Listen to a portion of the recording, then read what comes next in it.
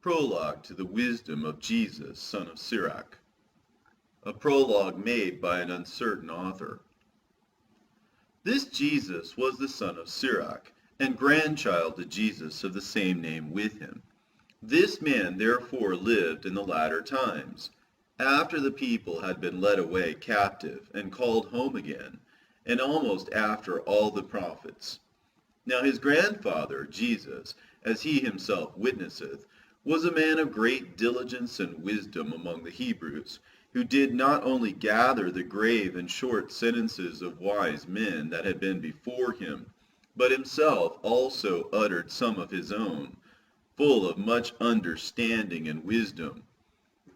Whenas therefore the first Jesus died, leaving this book almost perfected, Sirach his son, receiving it after him, left it to his own son Jesus, who, having gotten it into his hands, compiled it all orderly into one volume, and called it Wisdom, entitling it both by his own name, his father's name, and his grandfather's, alluring the hearer by the very name of wisdom to have a greater love to the study of this book.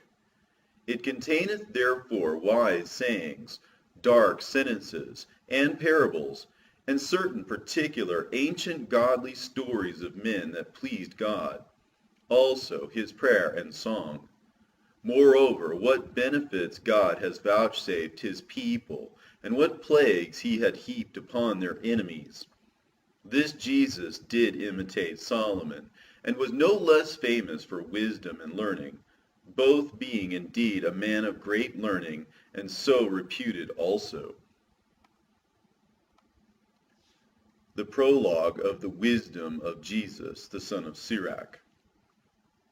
Whereas many and great things have been delivered unto us by the law and the prophets, and by others that have followed in their steps, for the things which Israel ought to be commended for learning and wisdom, and whereof not only the readers must needs become skillful themselves, but also they that desire to learn be able to profit them which are without, both by speaking and writing. My grandfather Jesus, when he had much given himself to the reading of the law and the prophets and the other books of our fathers, and had gotten therein good judgment, was drawn on also himself to write something pertaining to learning and wisdom, to the intent that those which are desirous to learn and are addicted to these things might profit much more in living according to the law.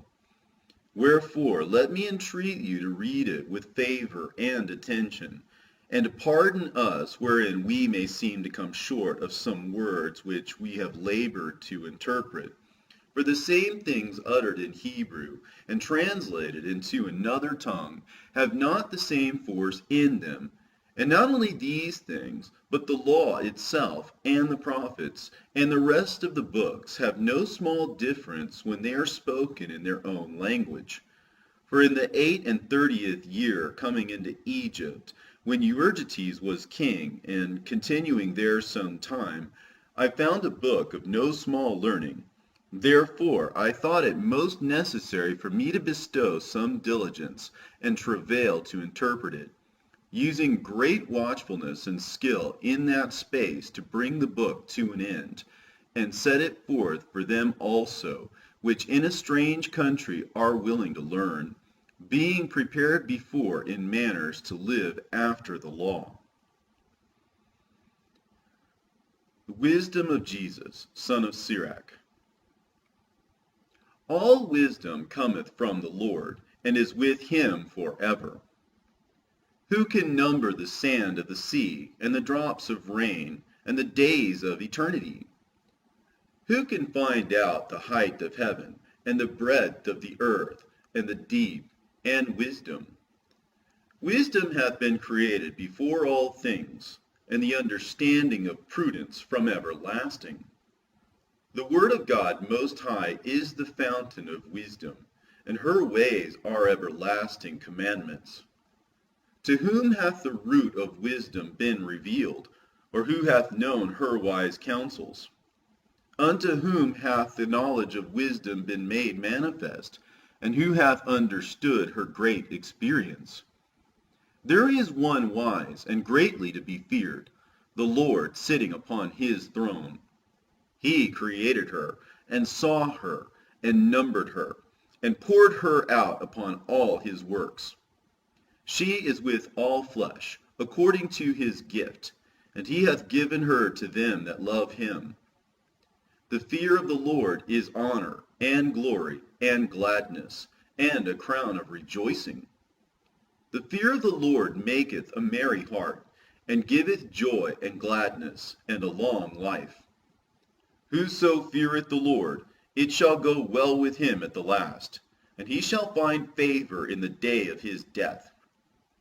To fear the Lord is the beginning of wisdom, and it was created with the faithful in the womb.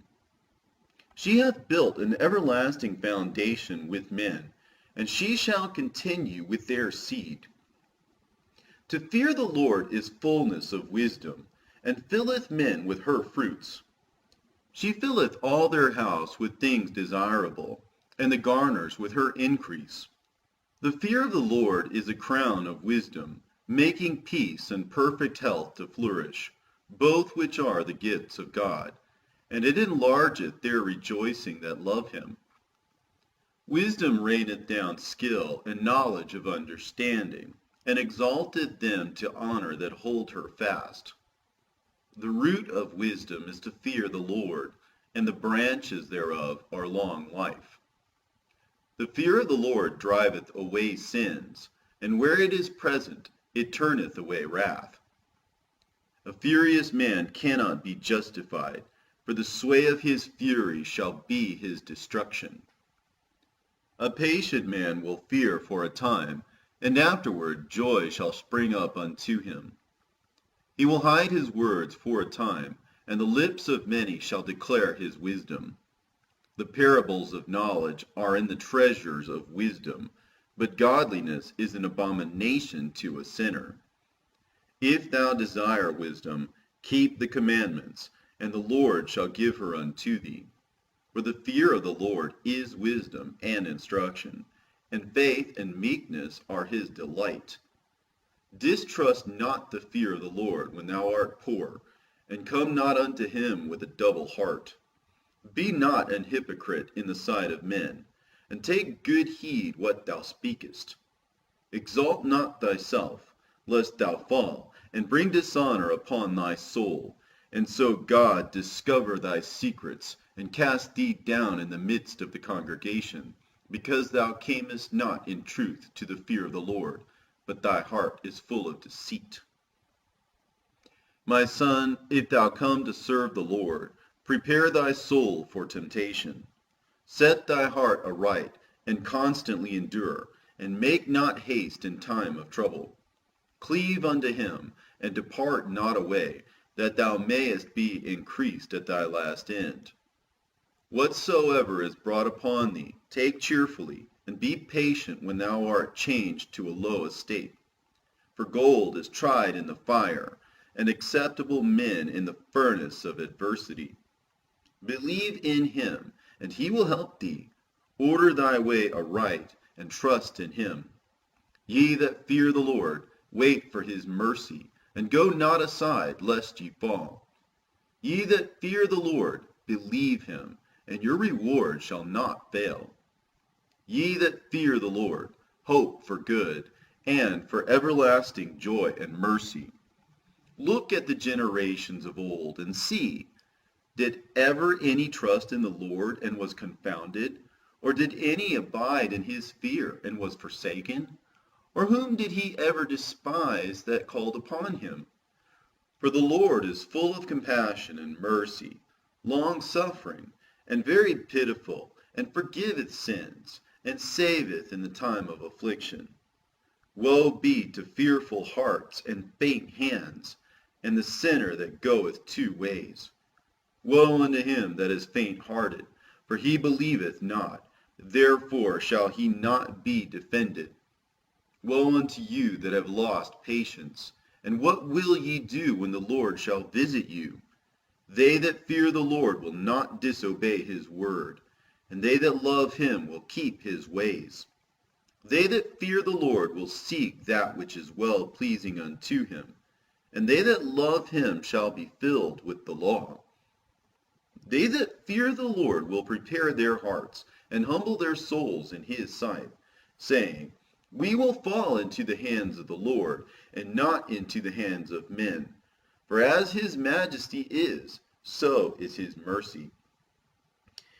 Hear me, your father, O children, and do thereafter, that ye may be safe. For the Lord hath given the father honor over the children, and hath confirmed the authority of the mother over the sons. Whoso honoureth his father maketh an atonement for his sins, and he that honoureth his mother is as one that layeth up treasure. Whoso honoureth his father shall have joy of his own children, and when he maketh his prayer, he shall be heard. He that honoureth his father shall have a long life, and he that is obedient unto the Lord shall be a comfort to his mother. He that feareth the Lord will honour his father, and will do service unto his parents as to his masters. Honour thy father and mother, both in word and deed, that a blessing may come upon thee from them. For the blessing of the father establisheth the houses of children, but the curse of the mother rooteth out foundations. Glory not in the dishonour of thy father, for thy father's dishonour is no glory unto thee. For the honour of a man is from the honour of his father, and a mother in dishonour is a reproach to the children. My son, help thy father in his age, and grieve him not as long as he liveth. And if his understanding fail, have patience with him, and despise him not when thou art in thy full strength. For the relieving of thy father shall not be forgotten, and instead of sins it shall be added to build thee up. In the day of thine affliction it shall be remembered. Thy sins also shall melt away as the ice in the fair warm weather. He that forsaketh his father is as a blasphemer, and he that angereth his mother is cursed of God. My son, go on with thy business in meekness, so shalt thou be beloved of him that is approved. The greater thou art, the more humble thyself, and thou shalt find favor before the Lord. Many are in high place, and of renown, but mysteries are revealed unto the meek. For the power of the Lord is great, and he is honored of the lowly. Seek not out things that are too hard for thee, neither search the things that are above thy strength. But what is commanded thee, think thereupon with reverence, for it is not needful for thee to see with thine eyes the things that are in secret. Be not curious in unnecessary matters, for more things are showed unto thee than men understand. For many are deceived by their own vain opinion, and an evil suspicion hath overthrown their judgment.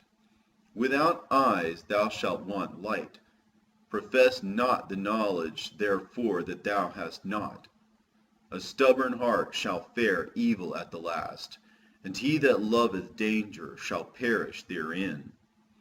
An obstinate heart shall be laden with sorrows, and the wicked man shall heap sin upon sin. In the punishment of the proud there is no remedy, for the plant of wickedness hath taken root in him. The heart of the prudent will understand a parable, and an attentive ear is the desire of a wise man. Water will quench a flaming fire, and alms maketh an atonement for sins.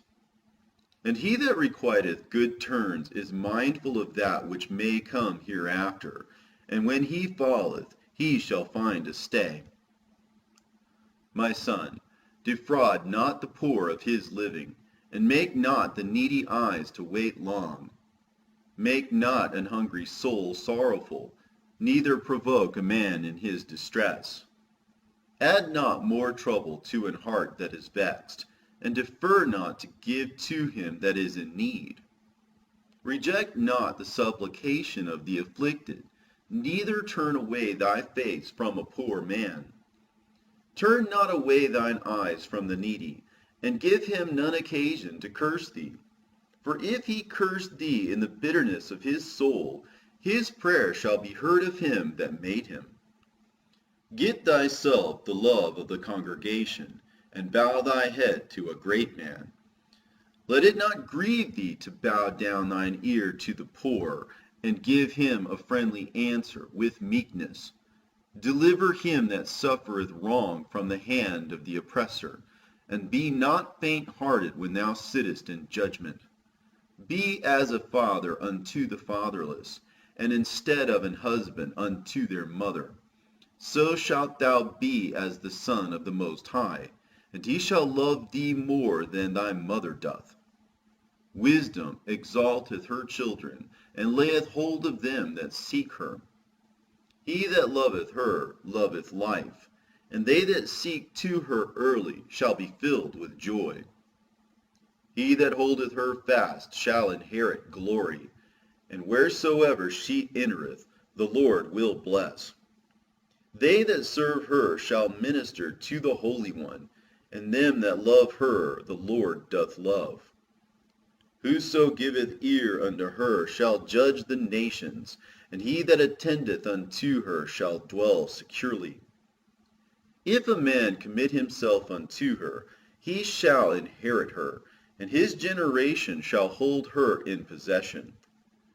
For at the first she will walk with him by crooked ways, and bring fear and dread upon him, and torment him with her discipline, until she may trust his soul, and try him by her laws.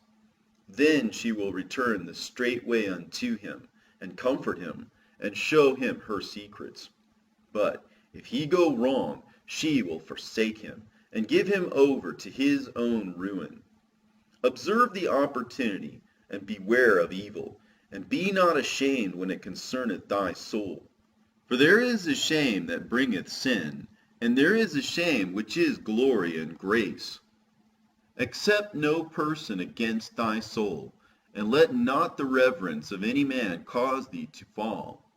And refrain not to speak when there is occasion to do good, and hide not thy wisdom in her beauty. For by speech wisdom shall be known, and learning by the word of the tongue. In no wise speak against the truth, but be abashed of the error of thine ignorance. Be not ashamed to confess thy sins, and force not the course of the river. Make not thyself an underling to a foolish man, neither accept the person of the mighty. Strive for the truth unto death, and the Lord shall fight for thee. Be not hasty in thy tongue, and in thy deeds slack and remiss. Be not as a lion in thy house, nor frantic among thy servants. Let not thine hand be stretched out to receive, and shut when thou shouldest repay. Set thy heart upon thy goods, and say not, I have enough for my life. Follow not thine own mind and thy strength, to walk in the ways of thy heart. And say not, who shall control me for my works?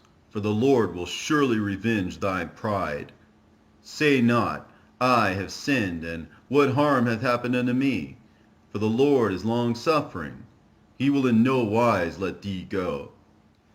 Concerning propitiation, be not without fear, and add sin unto sin. And say not, his mercy is great, he will be pacified for the multitude of my sins. For mercy and wrath come from him, and his indignation resteth upon sinners. Make no tarrying to turn to the Lord, and put not off from day to day, for suddenly shall the wrath of the Lord come forth, and in thy security thou shalt be destroyed, and perish in the day of vengeance. Set not thine heart upon goods unjustly gotten, for they shall not profit thee in the day of calamity. Winnow not with every wind, and go not into every way, for so doth the sinner that hath a double tongue. Be steadfast in thy understanding, and let thy word be the same. Be swift to hear, and let thy life be sincere, and with patience give answer. If thou hast understanding, answer thy neighbor.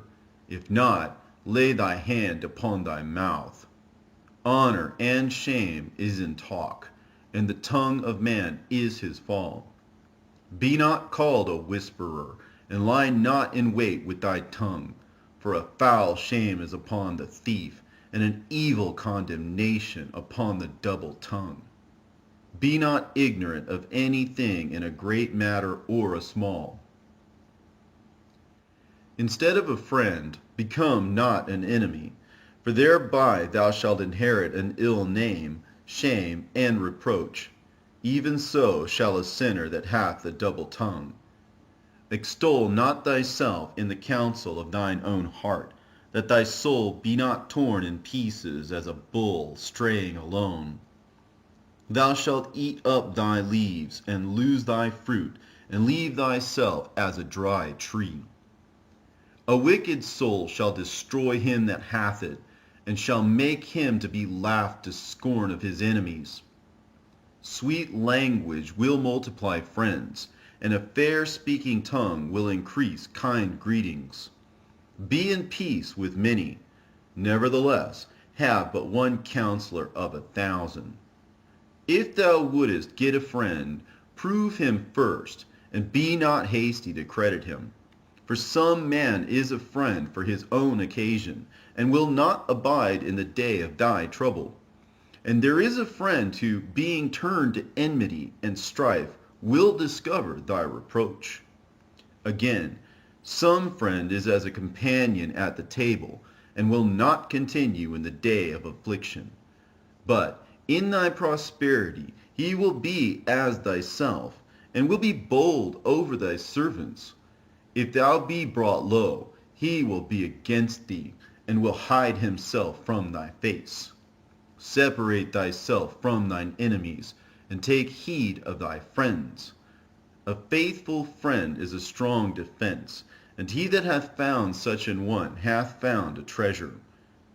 Nothing doth countervail a faithful friend, and his excellency is invaluable.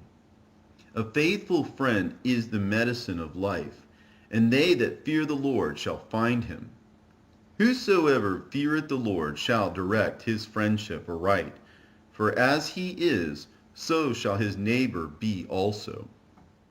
My son, gather instruction from thy youth up, so shalt thou find wisdom till thine old age.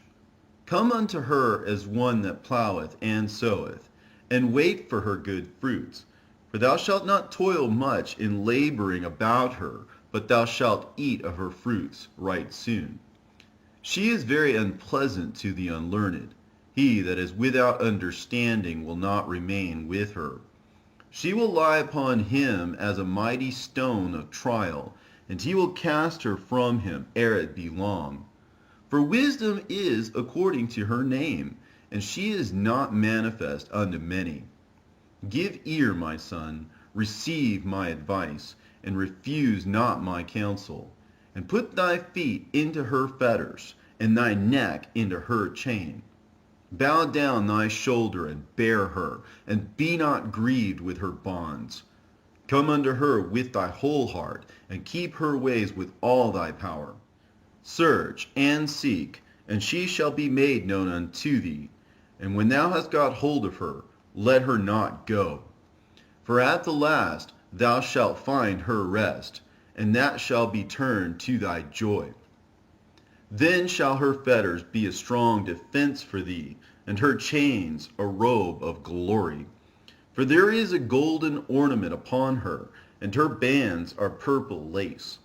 Thou shalt put her on as a robe of honor, and shalt put her about thee as a crown of joy. My son, if thou wilt, thou shalt be taught, and if thou wilt apply thy mind, thou shalt be prudent.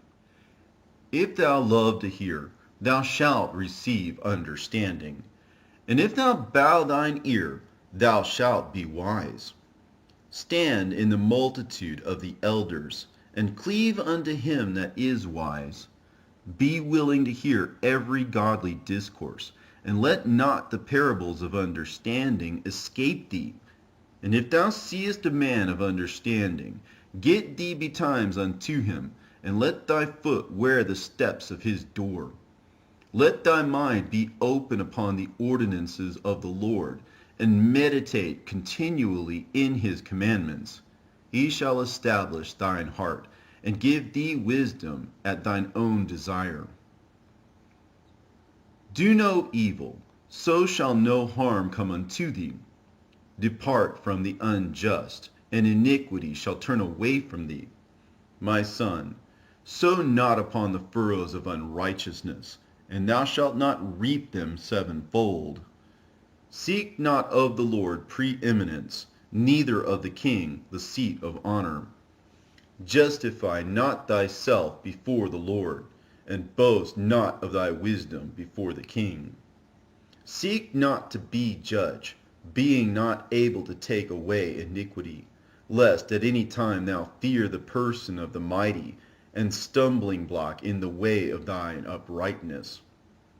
Offend not against the multitude of a city, and then thou shalt not cast thyself down among the people. Bind not one sin upon another, for in one thou shalt not be unpunished. Say not, God will look upon the multitude of my oblations, and when I offer to the Most High God, he will accept it.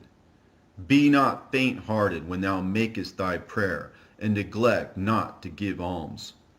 Laugh no man to scorn in the bitterness of his soul, for there is one which humbleth and exalteth. Devise not a lie against thy brother, neither do the like unto thy friend. Use not to make any manner of lie, for the custom thereof is not good. Use not many words in a multitude of elders, and make not much babbling when thou prayest. Hate not laborious work, neither husbandry, which the Most High hath ordained. Number not thyself among the multitude of sinners, but remember that wrath will not tarry long. Humble thyself greatly, for the vengeance of the ungodly is fire and worms. Change not a friend for any good, by no means, neither a faithful brother for the gold of Ophir. Forego not a wise and good woman, for her grace is above gold. Whereas thy servant worketh truly, entreat him not evil, nor the hireling that bestoweth himself wholly for thee. Let thy soul love a good servant, and defraud him not of liberty. Hast thou cattle? Have an eye to them, and if they be for thy profit, keep them with thee. Hast thou children? Instruct them, and bow down their neck from their youth. Hast thou daughters? Have a care of their body, and show not thyself cheerful toward them.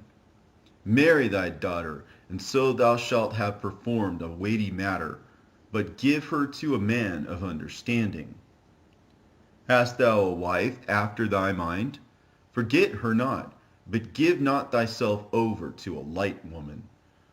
Honor thy father with thy whole heart, and forget not the sorrows of thy mother. Remember that thou wast begotten of them, and how canst thou recompense them for the things that they have done for thee?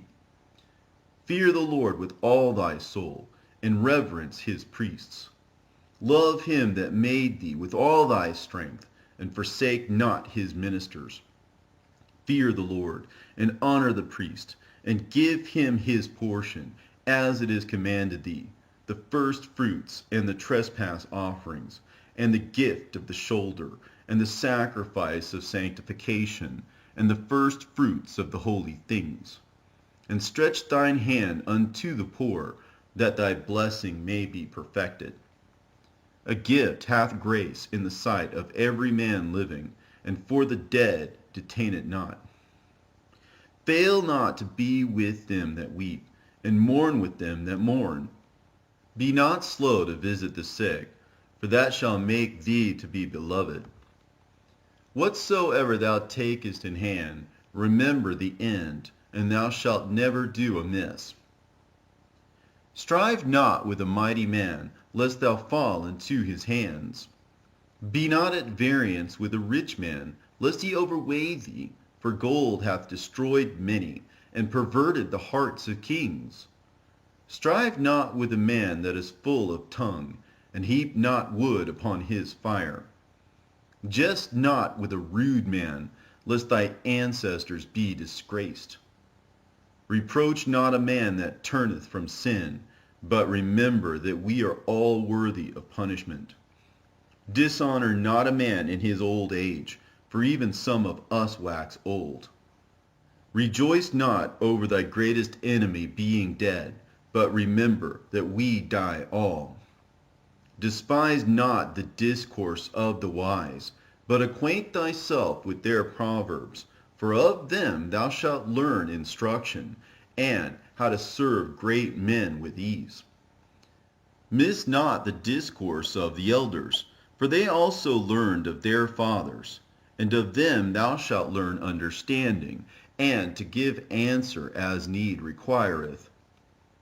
Kindle not the coals of a sinner, lest thou be burnt with the flame of his fire. Rise not up in anger at the presence of an injurious person, lest he lie in wait to entrap thee in thy words. Lend not unto him that is mightier than thyself, for if thou lendest him, count it but lost. Be not surety above thy power, for if thou be surety, take care to pay it. Go not to law with the judge, for they will judge for him, according to his honor. Travel not by the way with a bold fellow, lest he become grievous unto thee, for he will do according to his will, and thou shalt perish with him through his folly. Strive not with an angry man, and go not with him into a solitary place, for blood is as nothing in his sight, and where there is no help, he will overthrow thee. Consult not with a fool, for he cannot keep counsel. Do no secret thing before a stranger, for thou knowest not what he will bring forth. Open not thy heart to every man, lest he requite thee with a shrewd turn. Be not jealous over the wife of thy bosom, and teach her not an evil lesson against thyself. Give not thy soul unto a woman to set her foot upon thy substance. Meet not with an harlot, lest thou fall into her snares. Use not much the company of a woman that is a singer, lest thou be taken with her attempts. Gaze not on a maid, that thou fall not by those things that are precious in her. Give not thy soul unto harlots, that thou lose not thine inheritance. Look not round about thee in the streets of the city, neither wander thou in the solitary place thereof. Turn away thine eye from a beautiful woman, and look not upon another's beauty, for many have been deceived by the beauty of a woman, for herewith love is kindled as a fire. Sit not at all with another man's wife, nor sit down with her in thine arms, and spend not thy money with her at the wine, lest thine heart incline unto her, and so through thy desire thou fall into destruction. Forsake not an old friend, for the new is not comparable to him. A new friend is as a new wine. When it is old, thou shalt drink it with pleasure. Envy not the glory of a sinner, for thou knowest not what shall be his end. Delight not in the thing that the ungodly have pleasure in, but remember they shall not go unpunished unto their grave. Keep thee far from the man that hath power to kill, so shalt thou not doubt the fear of death. And if thou come unto him, make no fault, lest he take away thy life presently.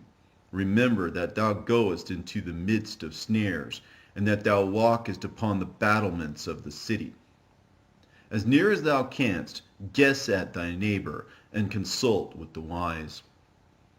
Let thy talk be with the wise, and all thy communication in the law of the Most High.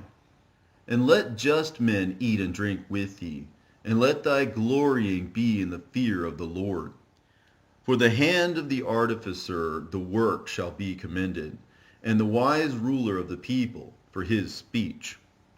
A man of an ill tongue is dangerous in his city, and he that is rash in his talk shall be hated.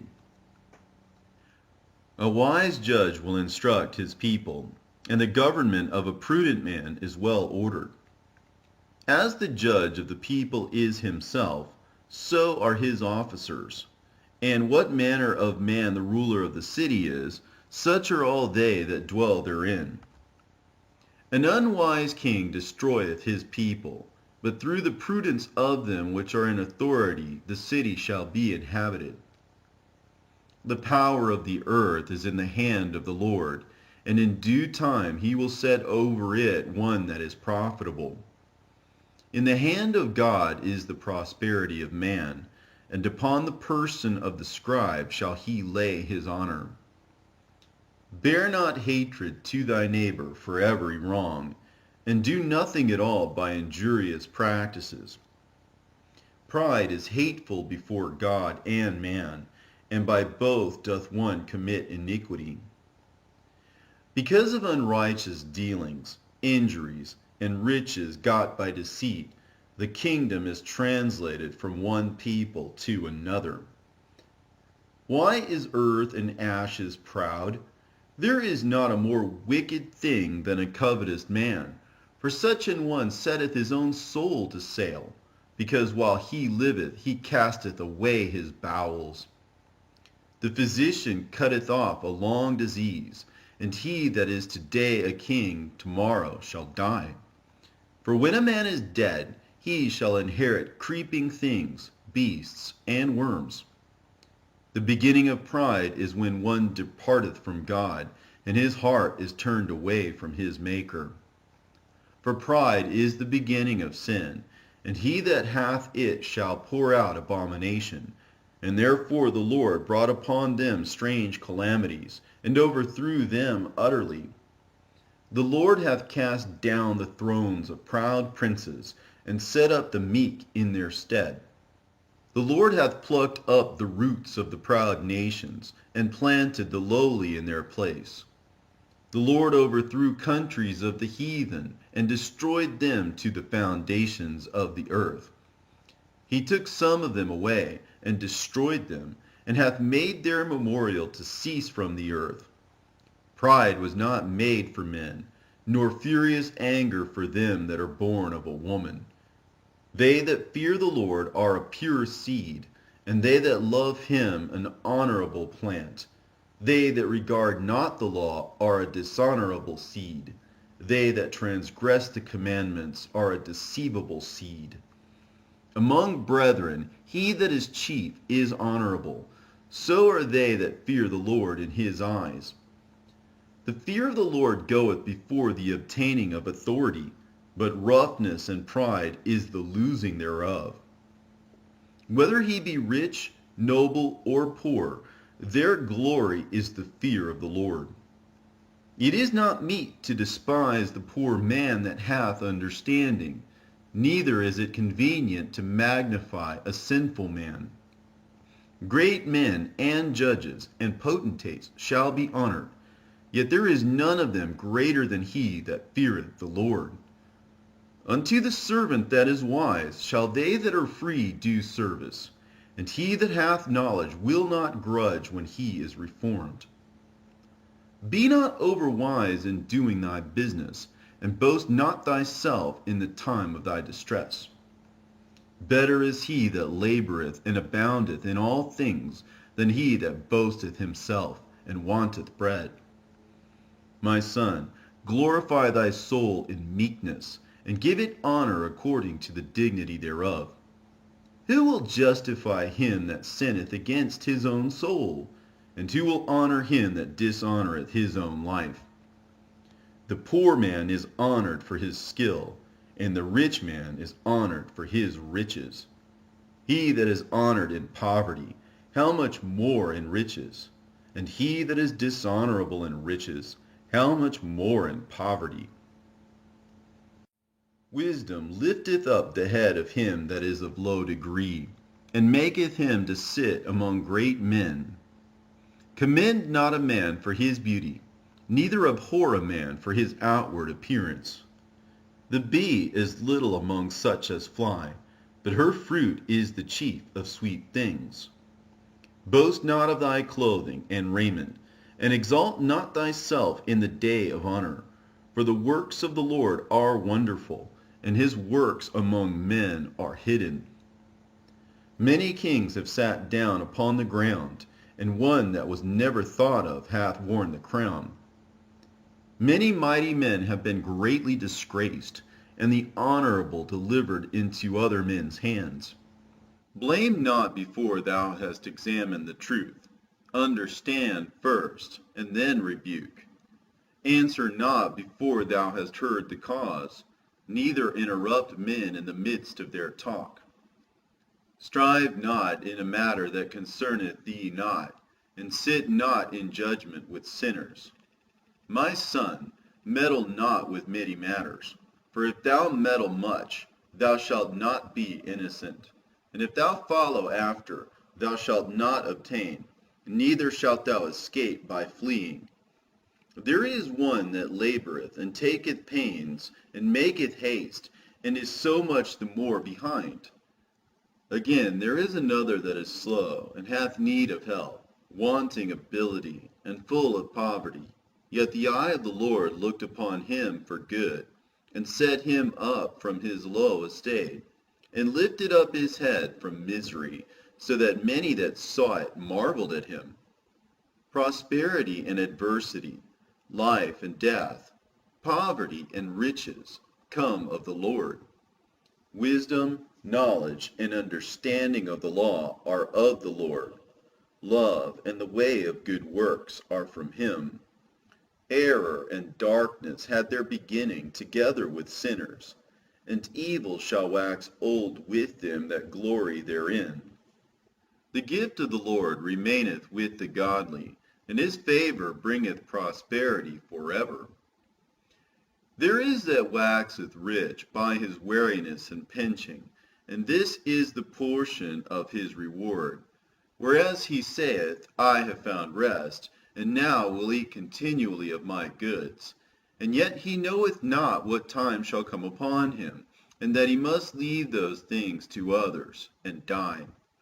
Be steadfast in thy covenant, and be conversant therein, and wax old in thy work. Marvel not at the works of sinners, but trust in the Lord, and abide in thy labor. For it is an easy thing in the sight of the Lord on the sudden to make a poor man rich. The blessing of the Lord is in the reward of the godly, and suddenly he maketh his blessing flourish. Say not, what profit is there of my service, and what good thing shall I have hereafter? Again, say not, I have enough, and possess many things, and what evil shall I have hereafter? In the day of prosperity there is a forgetfulness of affliction, and in the day of affliction there is no more remembrance of prosperity. For it is an easy thing unto the Lord in the day of death to reward a man according to his ways. The affliction of an hour maketh a man forget pleasure, and in his end his deed shall be discovered. Judge none blessed before his death, for a man shall be known in his children. Bring not every man into thine house, for the deceitful man hath many trains. Like as a partridge taken and kept in a cage, so is the heart of the proud, and like as a spy watcheth he for thy fall. For he lieth in wait, and turneth good into evil, and in things worthy of praise will lay blame upon thee. Of a spark of fire a heap of coals is kindled, and a sinful man layeth wait for blood. Take heed of a mischievous man, for he worketh wickedness, lest he bring upon thee a perpetual blot. Receive a stranger into thine house, and he will disturb thee, and turn thee out of thine own. When thou wilt do good, know to whom thou doest it, so thou shalt be thanked for thy benefits. Do good to the godly man, and thou shalt find a recompense, and if not from him, yet from the Most High. There can no good come to him that is always occupied in evil, nor to him that giveth no alms. Give to the godly man, and help not a sinner. Do well unto him that is lowly, but give not to the ungodly. Hold back thy bread, and give it not unto him, lest he overmaster thee thereby, for else thou shalt receive twice as much evil for all the good thou shalt have done unto him. For the Most High hateth sinners, and will repay vengeance unto the ungodly, and keepeth them against the mighty day of their punishment. Give unto the good, and help not the sinner. A friend cannot be known in prosperity, and an enemy cannot be hidden in adversity. In the prosperity of a man, enemies will be grieved, but in his adversity, even a friend will depart. Never trust thine enemy, for like as iron rusteth, so is his wickedness. Though he humble himself and go crouching, yet take good heed and beware of him. And thou shalt be unto him as if thou hadst wiped a looking glass, and thou shalt know that his rust hath not been altogether wiped away. Set him not by thee, lest when he hath overthrown thee, he stand up in thy place. Neither let him sit at thy right hand, lest he seek to take thy seat. And thou at the last remember my words, and be pricked therewith. Who will pity a charmer that is bitten with a serpent, or any such as come nigh wild beasts?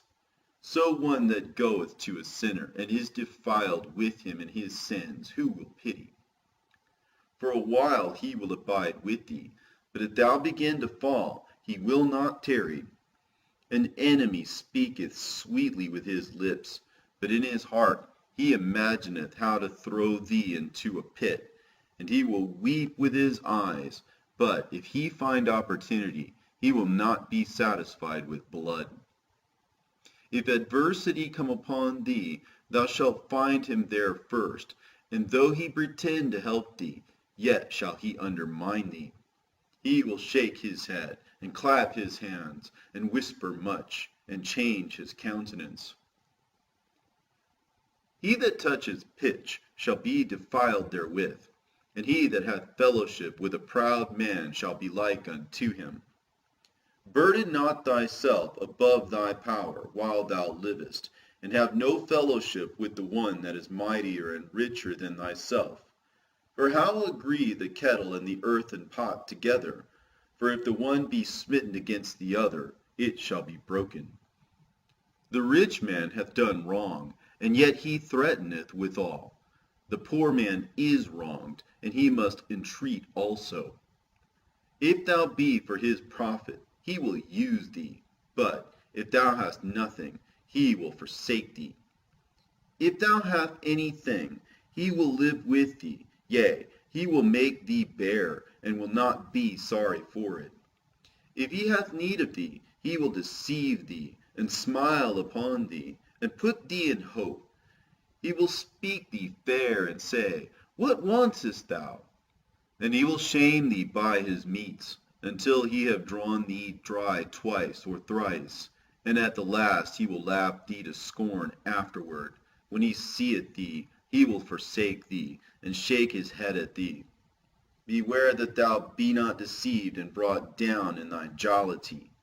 If thou be invited of a mighty man, withdraw thyself, and so much the more will he invite thee. Press thou not upon him, lest thou be put back. Stand not far off, lest thou be forgotten. Affect not to be made equal unto him in talk, and believe not his many words, for with much communication he will tempt thee, and smiling upon thee will get out thy secrets. But cruelly he will lay up thy words, and will not spare to do thee hurt, and to put thee in prison. Observe, and take good heed, for thou walkest in peril of thy overthrowing. When thou hearest these things, awake in thy sleep. Love the Lord all thy life, and call upon him for thy salvation. Every beast loveth his like, and every man loveth his neighbor. All flesh consorteth according to kind, and a man will cleave to his like. What fellowship hath the wolf with the lamb? So the sinner with the godly. What agreement is there between the hyena and a dog? And what peace between the rich and the poor? As the wild ass is the lion's prey in the wilderness, so the rich eat up the poor.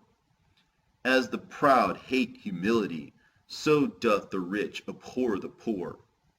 A rich man beginning to fall is held up of his friends, but a poor man being down is thrust away by his friends. When a rich man is fallen, he hath many helpers. He speaketh things not to be spoken, and yet men justify him. The poor man slipped, and yet they rebuked him too. He spake wisely, and could have no place.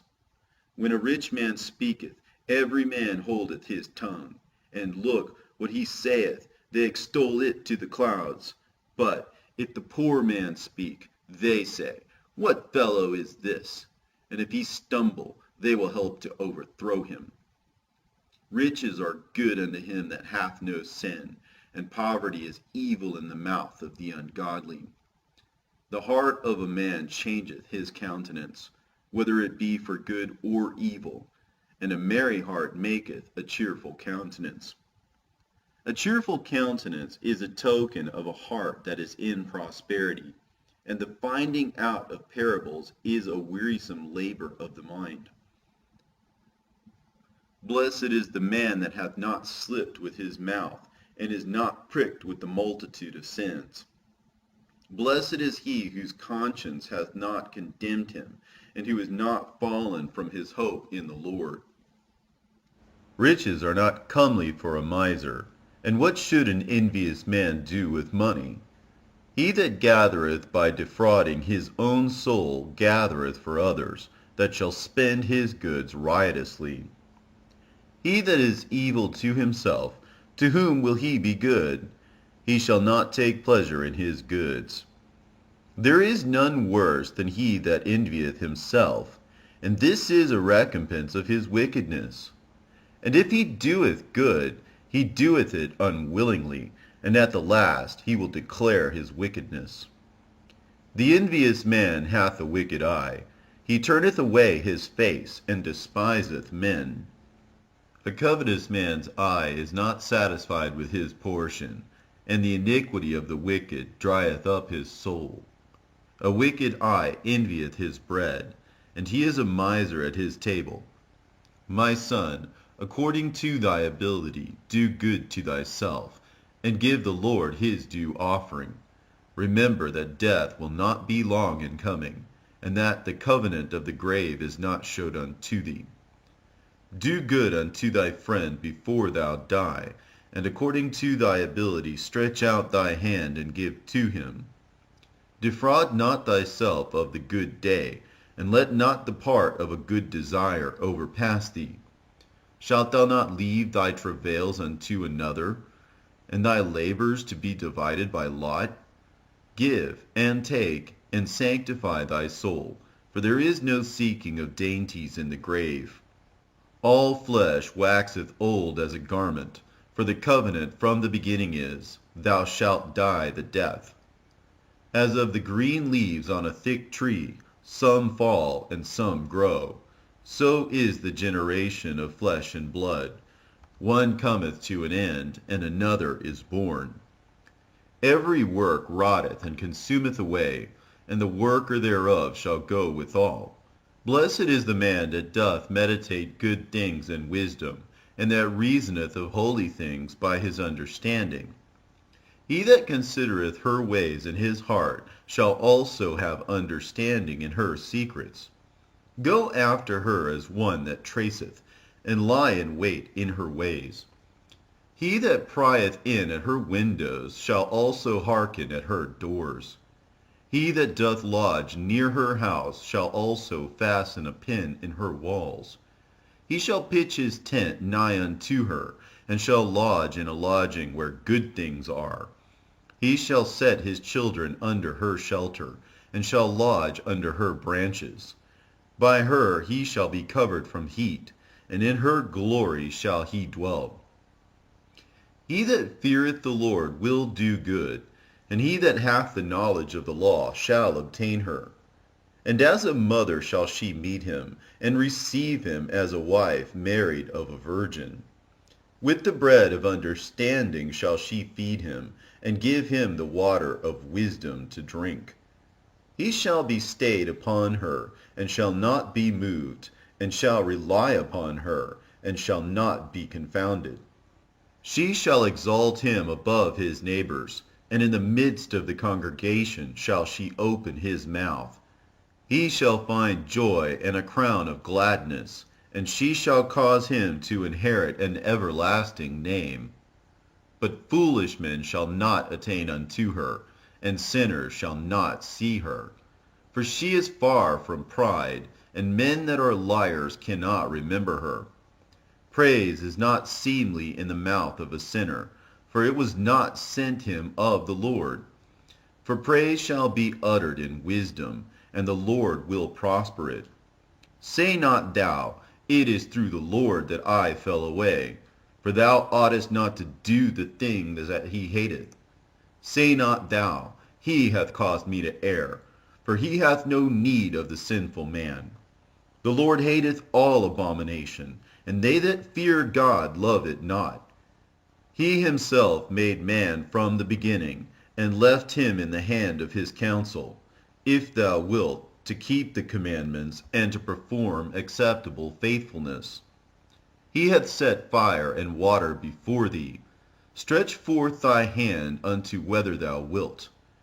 Before man is life and death, and whether him liketh shall be given him. For the wisdom of the Lord is great, and he is mighty in power, and beholdeth all things. And his eyes are upon them that fear him, and he knoweth every work of man. He hath commanded no man to do wickedly, neither hath he given any man license to sin. Desire not a multitude of unprofitable children, neither delight in ungodly sons. Though they multiply, rejoice not in them, except the fear of the Lord be with them. Trust not thou in their life, neither respect their multitude. For one that is just is better than 1,000, and better it is to die without children than to have them that are ungodly. For by one that hath understanding shall the city be replenished, but the kindred of the wicked shall speedily become desolate. Many such things have I seen with mine eyes, and mine ear hath heard greater things than these. In the congregation of the ungodly shall a fire be kindled, and in a rebellious nation wrath is set on fire. He was not pacified toward the old giants, who fell away in the strength of their foolishness. Neither spared he the place where Lot sojourned, but abhorred them for their pride. He pitied not the people of perdition, who were taken away in their sins, nor the 600,000 footmen who were gathered together in the hardness of their hearts. And if there be one stiff-necked among the people, it is a marvel if he escape unpunished, for mercy and wrath are with him. He is mighty to forgive, and to pour out displeasure. As his mercy is great, so is his correction also. He judgeth a man according to his works. The sinner shall not escape with his spoils, and the patience of the godly shall not be frustrate. Make way for every work of mercy, for every man shall find according to his works. The Lord hardened Pharaoh, that he should not know him, that his powerful works might be known to the world. His mercy is manifest to every creature, and he hath separated his light from the darkness with an adamant. Say not thou, I will hide myself from the Lord. Shall any remember me from above? I shall not be remembered among so many people. For what is my soul among such an infinite number of creatures? Behold, the heaven and the heaven of heavens, the deep and the earth, and all that therein is, shall be moved when he shall visit. The mountains also and foundations of the earth will be shaken with trembling when the Lord looketh upon them.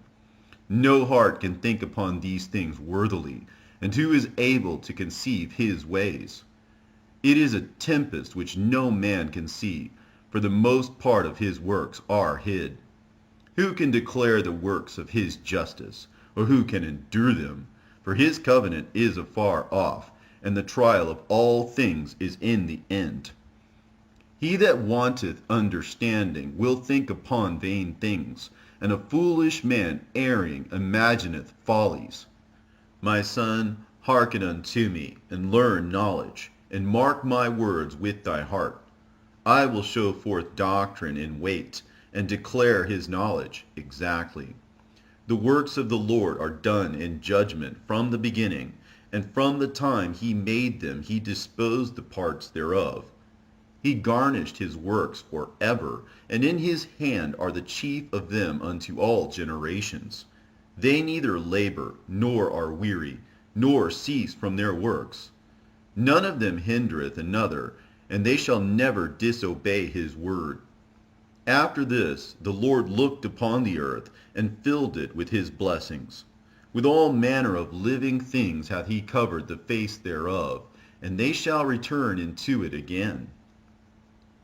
The Lord created man of the earth, and turned him into it again. He gave them few days, and a short time, and power also over the things therein. He endued them with strength by themselves, and made them according to his image, and put the fear of man upon all flesh, and gave him dominion over beasts and fowls. They received the use of the 5 operations of the Lord, and in the 6th place he imparted them understanding, and in the 7th speech, an interpreter of the cogitations thereof. Counsel, and a tongue, and eyes, ears, and a heart gave he them to understand. Withal he filled them with the knowledge of understanding, and showed them good and evil.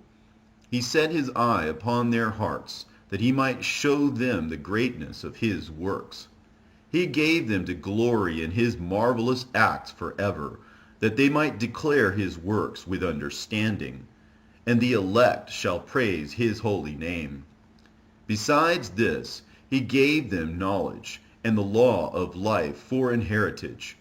He made an everlasting covenant with them, and showed them his judgments. Their eyes saw the majesty of his glory, and their ears heard his glorious voice. And he said unto them, Beware of all unrighteousness. And he gave every man commandment concerning his neighbor. Their ways are ever before him, and shall not be hid from his eyes. Every man from his youth is given to evil, neither could they make themselves fleshly hearts for stoning. For in the division of the nations of the whole earth he set a ruler over every people, but Israel is the Lord's portion, whom, being his firstborn, he nourisheth with discipline, and giving him the light of his love doth not forsake him.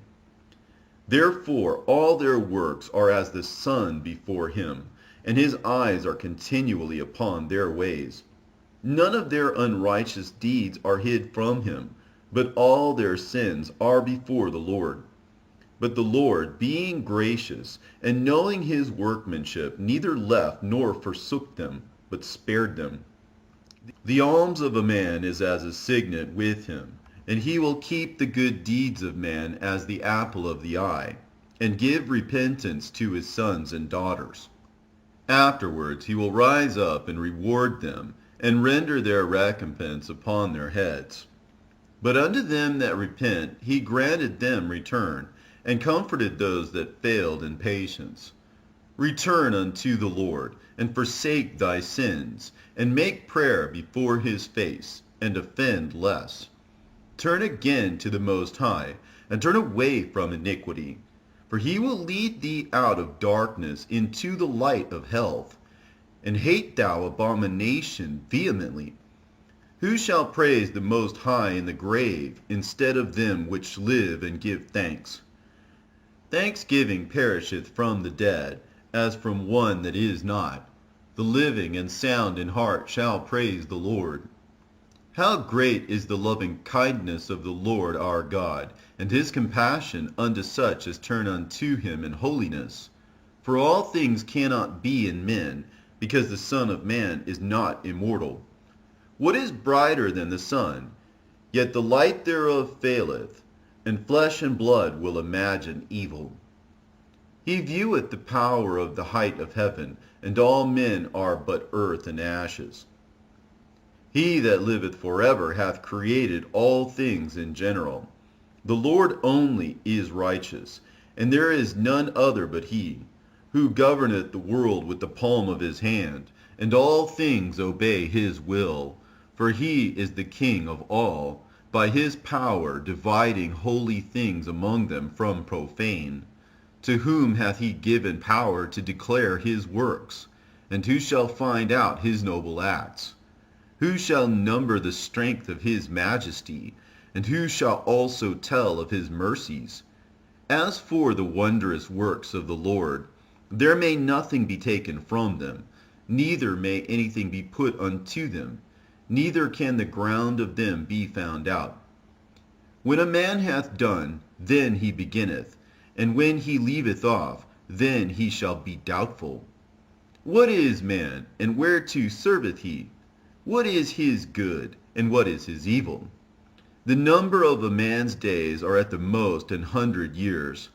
As a drop of water unto the sea, and a gravel stone in comparison of the sand, so are 1,000 years to the days of eternity. Therefore God is patient with them, and poureth forth his mercy upon them. He saw and perceived their end to be evil, therefore he multiplied his compassion. The mercy of man is toward his neighbor, but the mercy of the Lord is upon all flesh. He reproveth and nurtureth, and teacheth, and bringeth again, as a shepherd his flock. He hath mercy on them that receive discipline, and that diligently seek after his judgments. My son, blemish not thy good deeds, neither use uncomfortable words when thou givest anything. Shall not the dew assuage the heat? So is a word better than a gift. Lo, is not a word better than a gift? But both are with a gracious man. A fool will upbraid churlishly, and a gift of the envious consumeth the eyes. Learn before thou speak, and use physic or ever thou be sick. Before judgment examine thyself, and in the day of visitation thou shalt find mercy. Humble thyself before thou be sick, and in the time of sins show repentance. Let nothing hinder thee to pay thy vow in due time, and defer not until death to be justified. Before thou prayest, prepare thyself, and be not as one that tempteth the Lord. Think upon the wrath that shall be at the end, and the time of vengeance, when he shall turn away his face. When thou hast enough, remember the time of hunger, and when thou art rich, think upon poverty and need. From the morning until the evening the time is changed, and all things are soon done before the Lord. A wise man will fear in everything, and in the day of sinning he will beware of offense, but a fool will not observe time. Every man of understanding knoweth wisdom, and will give praise unto him that found her. They that were of understanding in sayings became also wise themselves, and poured forth exquisite parables. Go not after thy lusts, but refrain thyself from thine appetites. If thou givest thy soul the desires that please her, She will make thee a laughingstock to thine enemies that malign thee. Take not pleasure in much good cheer, neither be tied to the expense thereof. Be not made a beggar by banqueting upon borrowing, when thou hast nothing in thy purse. For thou shalt lie in wait for thine own life, and be talked on. A laboring man that is given to drunkenness shall not be rich, and he that contemneth small things shall fall little by little. Wine and women will make men of understanding to fall away, and he that cleaveth to harlots will become impudent. Moths and worms shall have him to heritage, and a bold man shall be taken away. He that is hasty to give credit is light-minded, and he that sinneth shall offend against his own soul. Whoso taketh pleasure in wickedness shall be condemned, but he that resisteth pleasures crowneth his life. He that can rule his tongue shall live without strife, and he that hateth babbling shall have less evil. Rehearse not unto another that which is told unto thee, and thou shalt fare never the worse. Whether it be to friend or foe, talk not of other men's lives. And if thou canst without offense, reveal them not. For he heard and observed thee, and when time cometh he will hate thee. If thou hast heard a word, let it die with thee, and be bold, it will not burst thee. A fool travaileth with a word, as a woman in labor of a child. As an arrow that sticketh in a man's thigh, so is a word within a fool's belly. Admonish a friend. It may be he hath not done it, and if he have done it, that he do it no more. Admonish thy friend. It may be he hath not said it, and if he have, that he speak it not again. Admonish a friend, for many times it is a slander, and believe not every tale.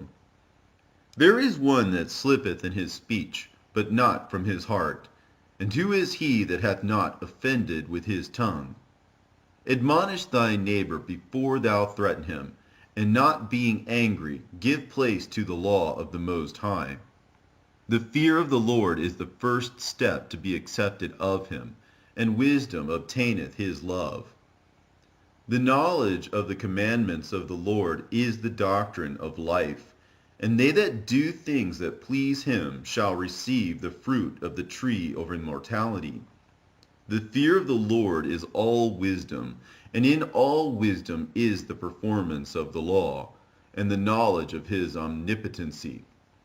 If a servant say to his master, I will not do as it pleaseth thee, though afterward he do it, he angereth him that nourisheth him. The knowledge of wickedness is not wisdom, neither at any time the counsel of sinners prudence. There is a wickedness, and the same an abomination, and there is a fool wanting in wisdom. He that hath small understanding, and feareth God, is better than one that hath much wisdom, and transgressed the law of the Most High. There is an exquisite subtlety, and the same is unjust. And there is one that turneth aside to make judgment appear, and there is a wise man that justifieth in judgment. There is a wicked man that hangeth down his head sadly, but inwardly he is full of deceit, casting down his countenance, and making as if he heard not, where he is not known. He will do thee a mischief before thou be aware. And if, for want of power, he be hindered from sinning, yet when he findeth opportunity, he will do evil. A man may be known by his look, and one that hath understanding by his countenance, when thou meetest him. A man's attire and excessive laughter and gait show what he is. There is a reproof that is not comely. Again, some man holdeth his tongue, and he is wise. It is much better to reprove than to be angry secretly, and he that confesseth his fault shall be preserved from hurt. How good is it, when thou art reproved, to show repentance, for so shalt thou escape wilful sin. As is the lust of an eunuch to deflower a virgin, So is he that executeth judgment with violence. There is one that keepeth silence, and is found wise, and another by much babbling becometh hateful. Some man holdeth his tongue, because he hath not to answer, and some keepeth silence, knowing his time. A wise man will hold his tongue till he see opportunity, but a babbler and a fool will regard no time. He that useth many words shall be abhorred, and he that taketh to himself authority therein shall be hated. There is a sinner that hath good success in evil things, and there is a gain that turneth to loss. There is a gift that shall not profit thee, and there is a gift whose recompense is double. There is an abasement because of glory, and there is that lifteth up his head from a low estate. There is that buyeth much for a little, and repayeth it sevenfold. A wise man by his words maketh him beloved, but the graces of fools shall be poured out. The gift of a fool shall do thee no good when thou hast it, neither yet of the envious for his necessity, for he looketh to receive many things for one. He giveth little and upbraideth much. He openeth his mouth like a crier. Today he lendeth, and tomorrow will he ask it again. Such an one is to be hated of God and man. The fool saith, I have no friends. I have no thank for all my good deeds, and they that eat my bread speak evil of me. How oft, and of how many shall he be laughed to scorn? For he knoweth not aright what it is to have, and it is all one unto him as if he had it not. To slip upon a pavement is better than to slip with the tongue. So the fall of the wicked shall come speedily. An unseasonable tale will always be in the mouth of the unwise. A wise sentence shall be rejected when it cometh out of the fool's mouth, for he will not speak it in due season. There is that is hindered from sinning through want, and when he taketh rest, he shall not be troubled. There is that destroyeth his own soul through bashfulness, and by accepting of persons overthroweth himself. There is that for bashfulness promiseth to his friend, and maketh him his enemy for nothing. A lie is a foul blot in a man, yet it is continually in the mouth of the untaught. A thief is better than a man that is accustomed to lie, but they both shall have destruction to heritage. The disposition of a liar is dishonorable, and his shame is ever with him. A wise man shall promote himself to honor with his words, and he that hath understanding will please great men. He that tilleth his land shall increase his heap, and he that pleaseth great men shall get pardon for iniquity. Presents and gifts blind the eyes of the wise, and stop up his mouth that he cannot reprove. Wisdom that is hid, and treasure that is hoarded up, what profit is in them both? Better is he that hideth his folly than a man that hideth his wisdom. Necessary patience in seeking the Lord is better than he that leadeth his life without a guide. My son, hast thou sinned? Do so no more, but ask pardon for thy former sins. Flee from sin as from the face of a serpent, for if thou comest too near it, it will bite thee. The teeth thereof are as the teeth of a lion, slaying the souls of men. All iniquity is as a two-edged sword, the wounds whereof cannot be healed. To terrify and do wrong will waste riches. Thus the house of proud men shall be made desolate. A prayer out of a poor man's mouth reacheth to the ears of God, and his judgment cometh speedily. He that hateth to be reproved is in the way of sinners, but he that feareth the Lord will repent from his heart. An eloquent man is known far and near, but a man of understanding knoweth when he slippeth. He that buildeth his house with other men's money is like one that gathereth himself stones for the tomb of his burial. The congregation of the wicked is like tow wrapped together, and the end of them is a flame of fire to destroy them. The way of sinners is made plain with stones, but at the end thereof is the pit of hell. He that keepeth the law of the Lord getteth the understanding thereof, and the perfection of the fear of the Lord is wisdom. He that is not wise will not be taught, but there is a wisdom which multiplieth bitterness. The knowledge of a wise man shall abound like a flood, and his counsel is like a pure fountain of life.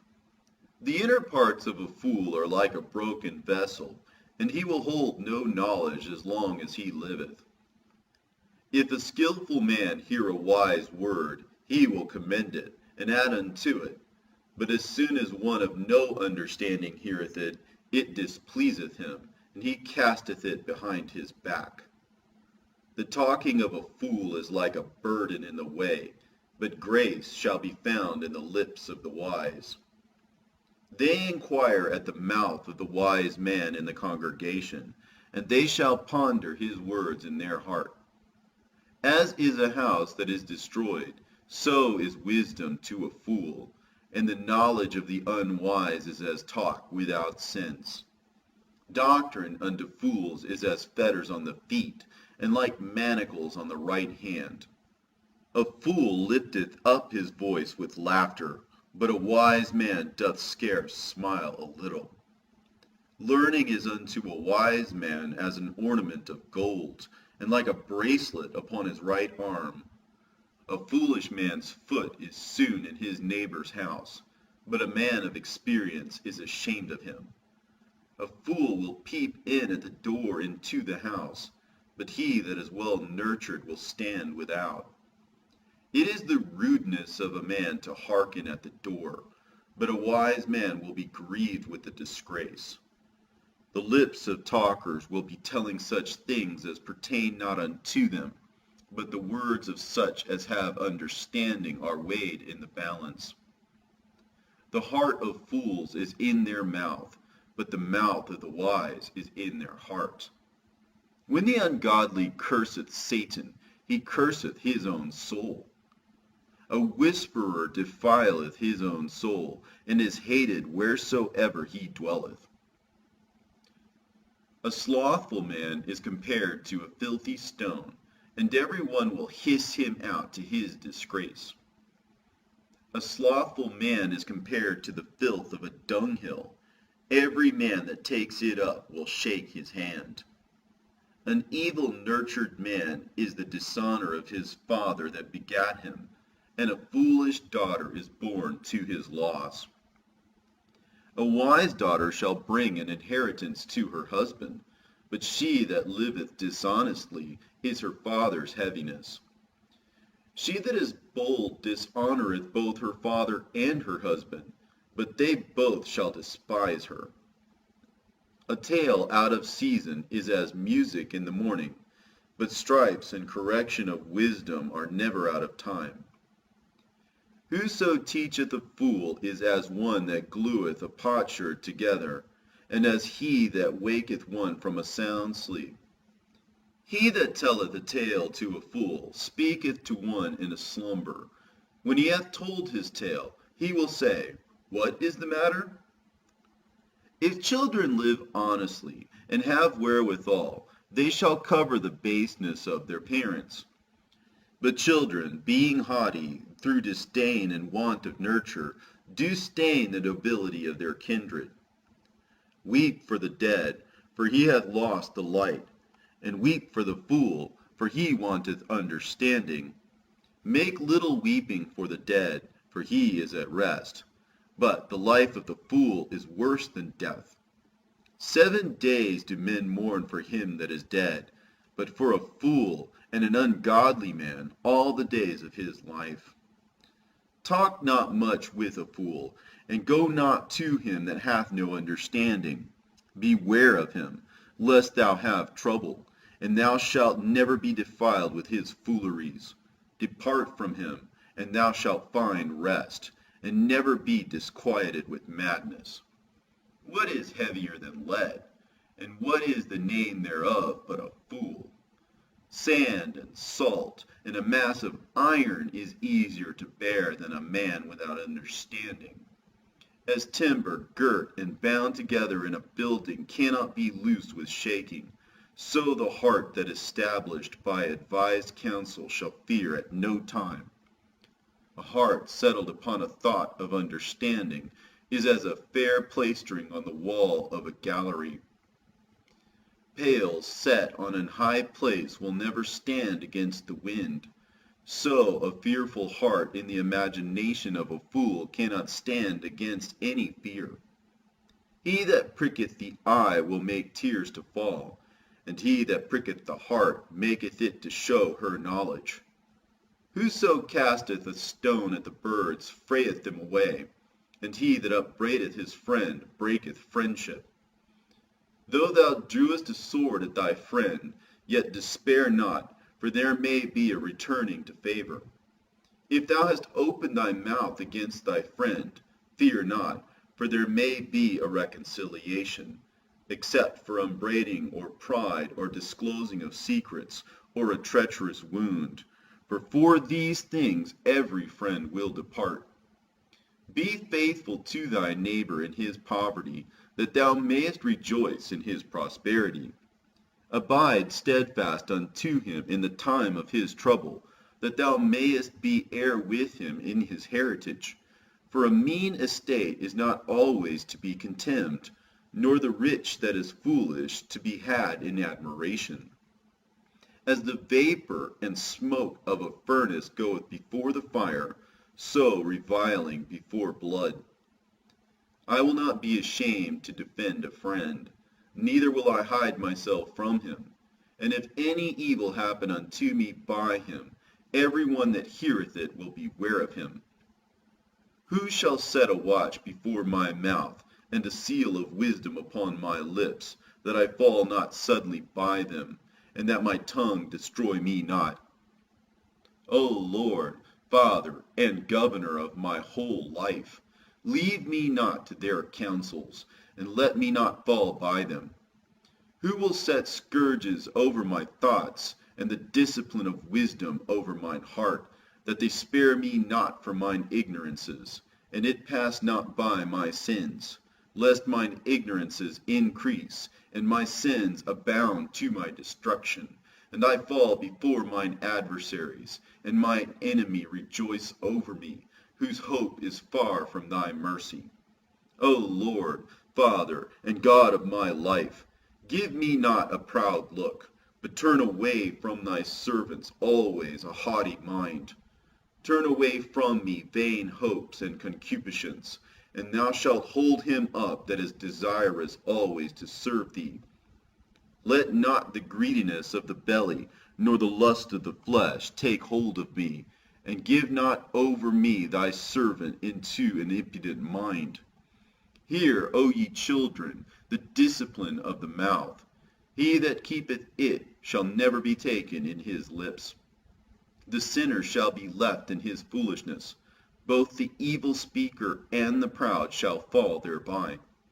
Accustom not thy mouth to swearing, neither use thyself to the naming of the Holy One.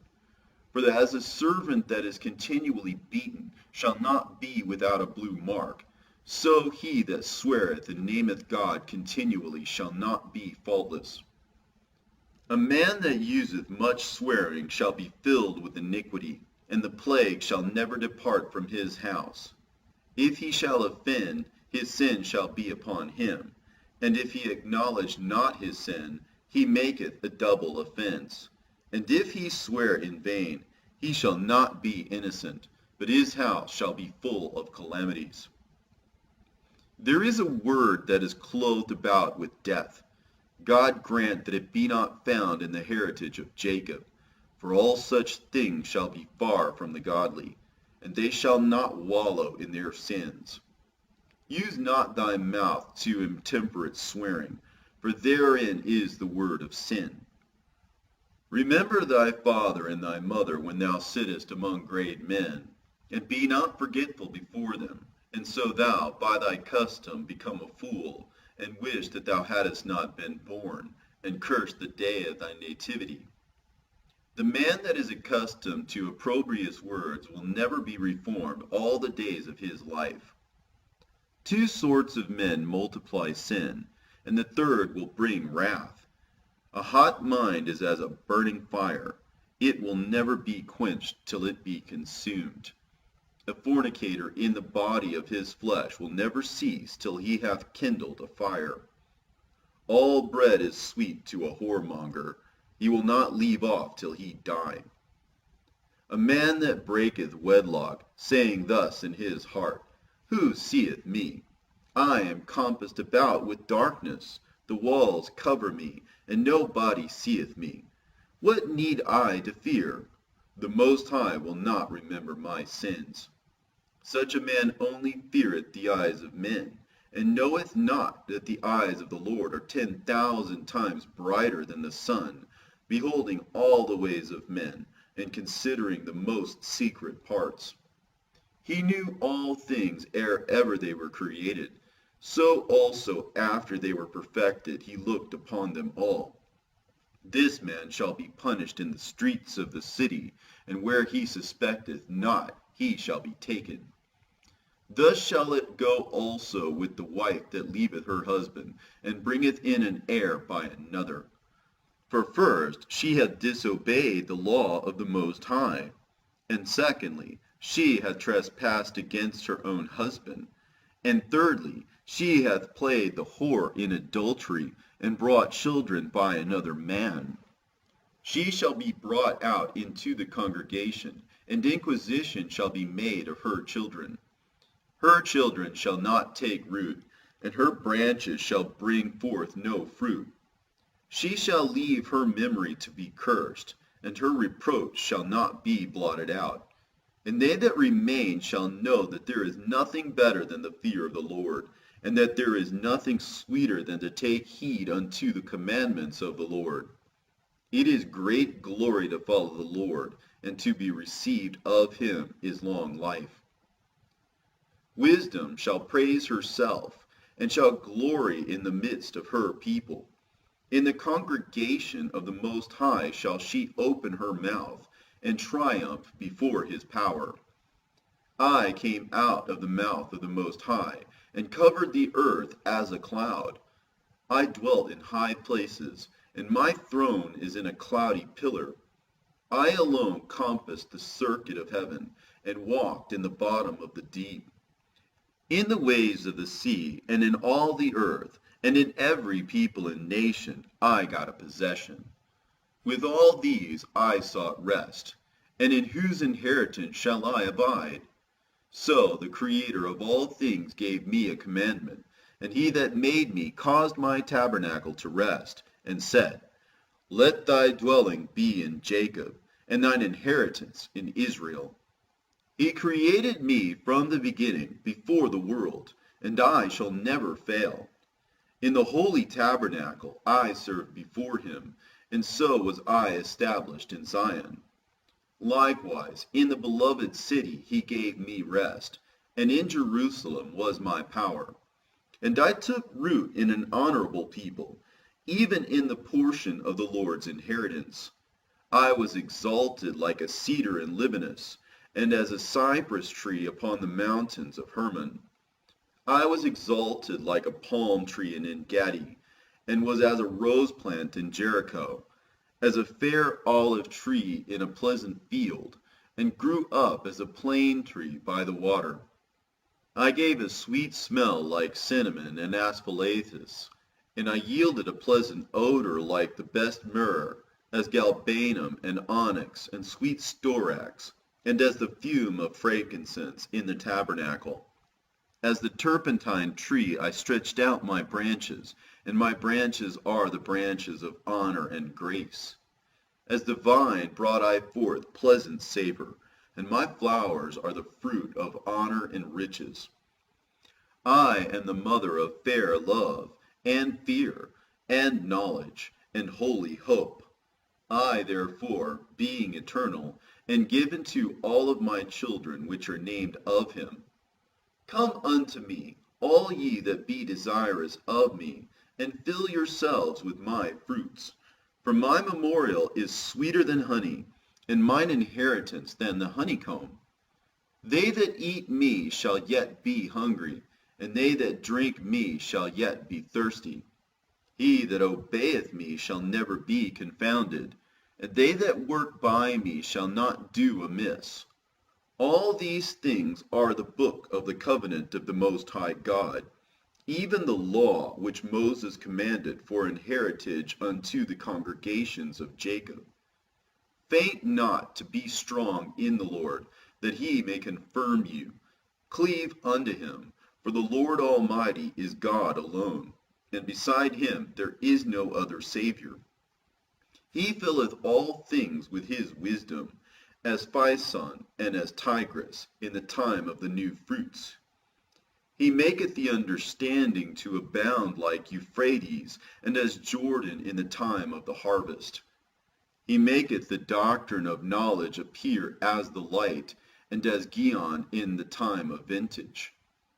The first man knew her not perfectly, no more shall the last find her out.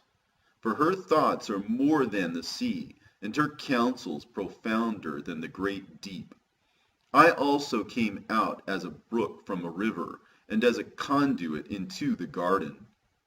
I said, I will water my best garden, and will water abundantly my garden bed. And lo, my brook became a river, and my river became a sea. I will yet make doctrine to shine as the morning, and will send forth her light afar off. I will yet pour out doctrine as prophecy, and leave it to all ages forever. Behold, that I have not labored for myself only, but for all them that seek wisdom. In 3 things was I beautified, and stood up beautiful both before God and men: the unity of brethren, the love of neighbors, a man and a wife that agree together. 3 sorts of men my soul hateth, and I am greatly offended at their life: a poor man that is proud, a rich man that is a liar, and an old adulterer that doteth. If thou hast gathered nothing in thy youth, how canst thou find anything in thine age? Oh, how comely a thing is judgment for gray hairs, and for ancient men to know counsel. Oh, how comely is the wisdom of old men, and understanding and counsel to men of honor. Much experience is the crown of old men, and the fear of God is their glory. There be 9 things which I have judged in mine heart to be happy, and the 10th I will utter with my tongue. A man that hath joy of his children, and he that liveth to see the fall of his enemy. Well is him that dwelleth with a wife of understanding, and hath not slipped with his tongue, and that hath not served a man more unworthy than himself. Well is him that hath found prudence, and he that speaketh in the ears of them that will hear. O how great is he that findeth wisdom! Yet is there none above him that feareth the Lord. But the love of the Lord passeth all things for illumination. He that holdeth it, whereto shall he be likened? The fear of the Lord is the beginning of his love, and faith is the beginning of cleaving unto him. Give me any plague but the plague of the heart, and any wickedness but the wickedness of a woman, and any affliction but the affliction from them that hate me, and any revenge but the revenge of enemies. There is no head above the head of a serpent, and there is no wrath above the wrath of an enemy. I had rather dwell with a lion and a dragon than to keep house with a wicked woman. The wickedness of a woman changeth her face, and darkeneth her countenance like sackcloth. Her husband shall sit among his neighbors, and when he heareth it shall sigh bitterly. All wickedness is but little to the wickedness of a woman. Let the portion of a sinner fall upon her.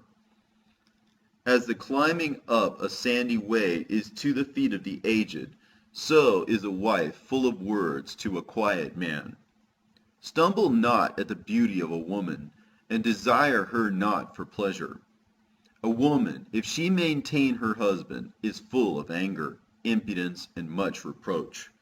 A wicked woman abateth the courage, maketh an heavy countenance, and a wounded heart. A woman that will not comfort her husband in distress maketh weak hands and feeble knees. Of the woman came the beginning of sin, and through her we all die. Give the water no passage, neither a wicked woman liberty to gad abroad. If she go not as thou wouldest have her, cut her off from thy flesh, and give her a bill of divorce, and let her go. Blessed is the man that hath a virtuous wife, for the number of his days shall be double. A virtuous woman rejoiceth her husband, and he shall fulfill the years of his life in peace. A good wife is a good portion, which shall be given in the portion of them that fear the Lord.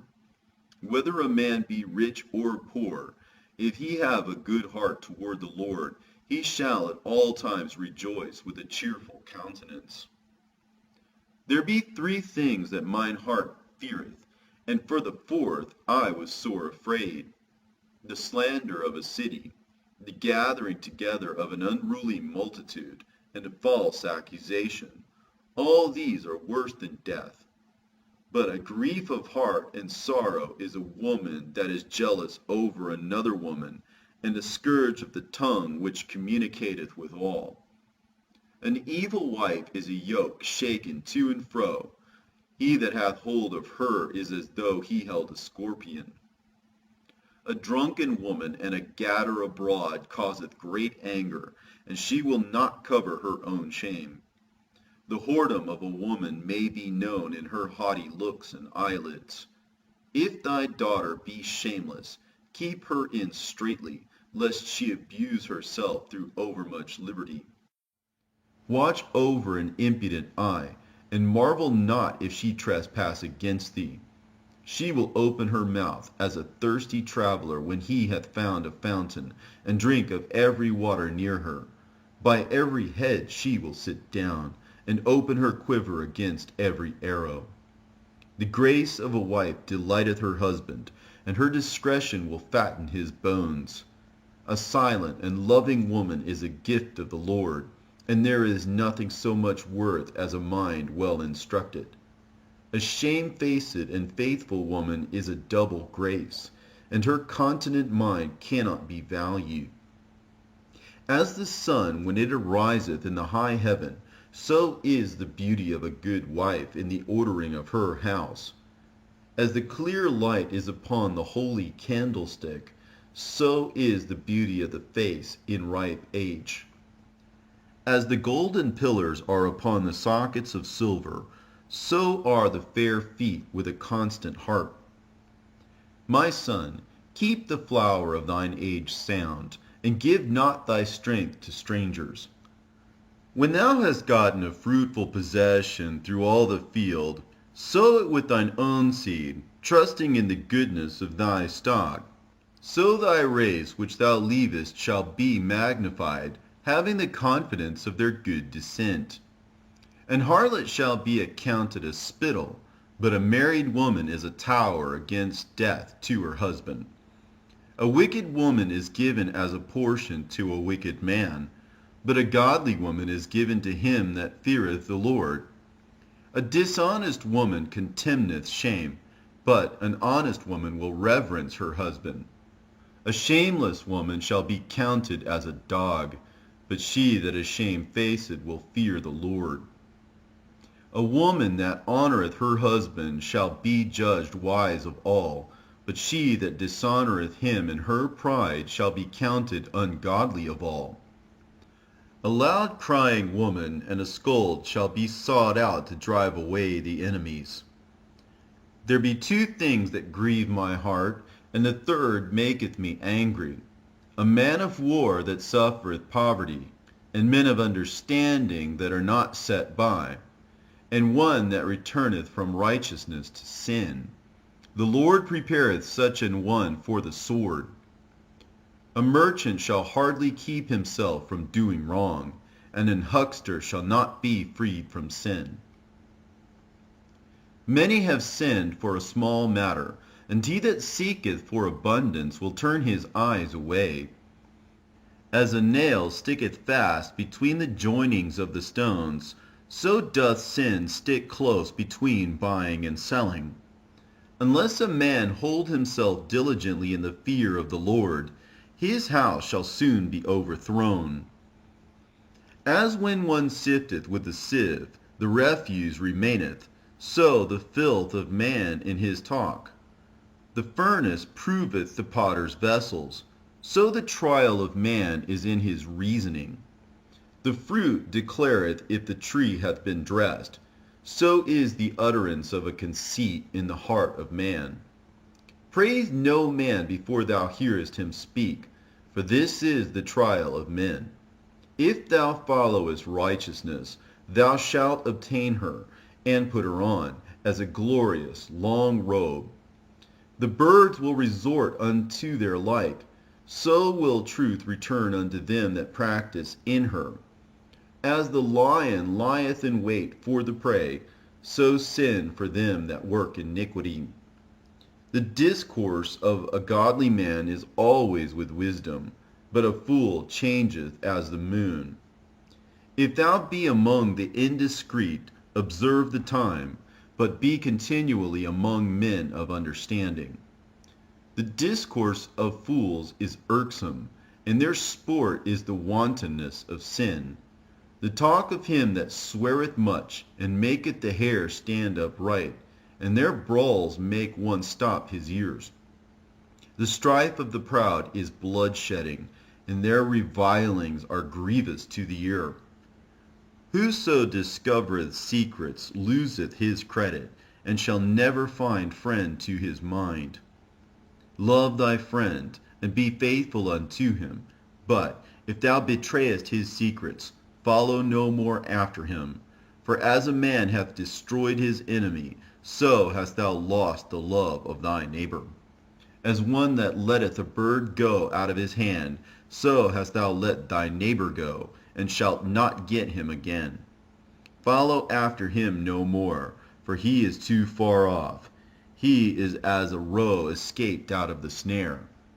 As for a wound, it may be bound up, and after reviling there may be reconcilement, but he that betrayeth secrets is without hope.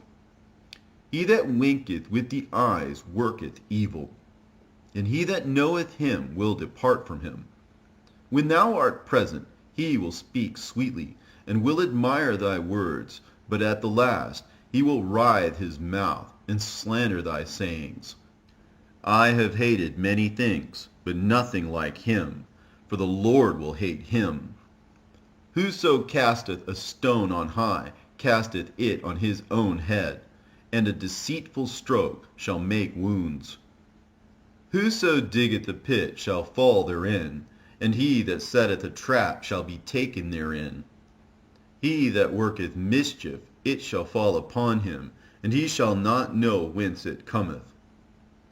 Mockery and reproach are from the proud, but vengeance, as a lion, shall lie in wait for them. They that rejoice at the fall of the righteous shall be taken in the snare, and anguish shall consume them before they die. Malice and wrath, even these are abominations, and the sinful man shall have them both. He that revengeth shall find vengeance from the Lord, and he will surely keep his sins in remembrance. Forgive thy neighbor the hurt that he hath done unto thee, so shall thy sins also be forgiven when thou prayest. One man beareth hatred against another, and doth he seek pardon from the Lord? He showeth no mercy to a man which is like himself, and doth he ask forgiveness of his own sins? If he that is but flesh nourish hatred, who will entreat for pardon of his sins? Remember thy end, and let enmity cease. Remember corruption and death, and abide in the commandments. Remember the commandments, and bear no malice to thy neighbor. Remember the covenant of the highest, and wink at ignorance. Abstain from strife, and thou shalt diminish thy sins, for a furious man will kindle strife. A sinful man disquieteth friends, and maketh debate among them that be at peace. As the matter of the fire is, so it burneth, and as a man's strength is, so is his wrath. And according to his riches his anger riseth, and the stronger they are which contend, the more they will be inflamed. And hasty contention kindleth a fire, and in hasty fighting sheddeth blood. If thou blow the spark, it shall burn. If thou spit upon it, it shall be quenched. And both of these come out of thy mouth. Curse the whisperer and the double-tongued, for such have destroyed many that were at peace. A backbiting tongue hath disquieted many, and driven them from nation to nation.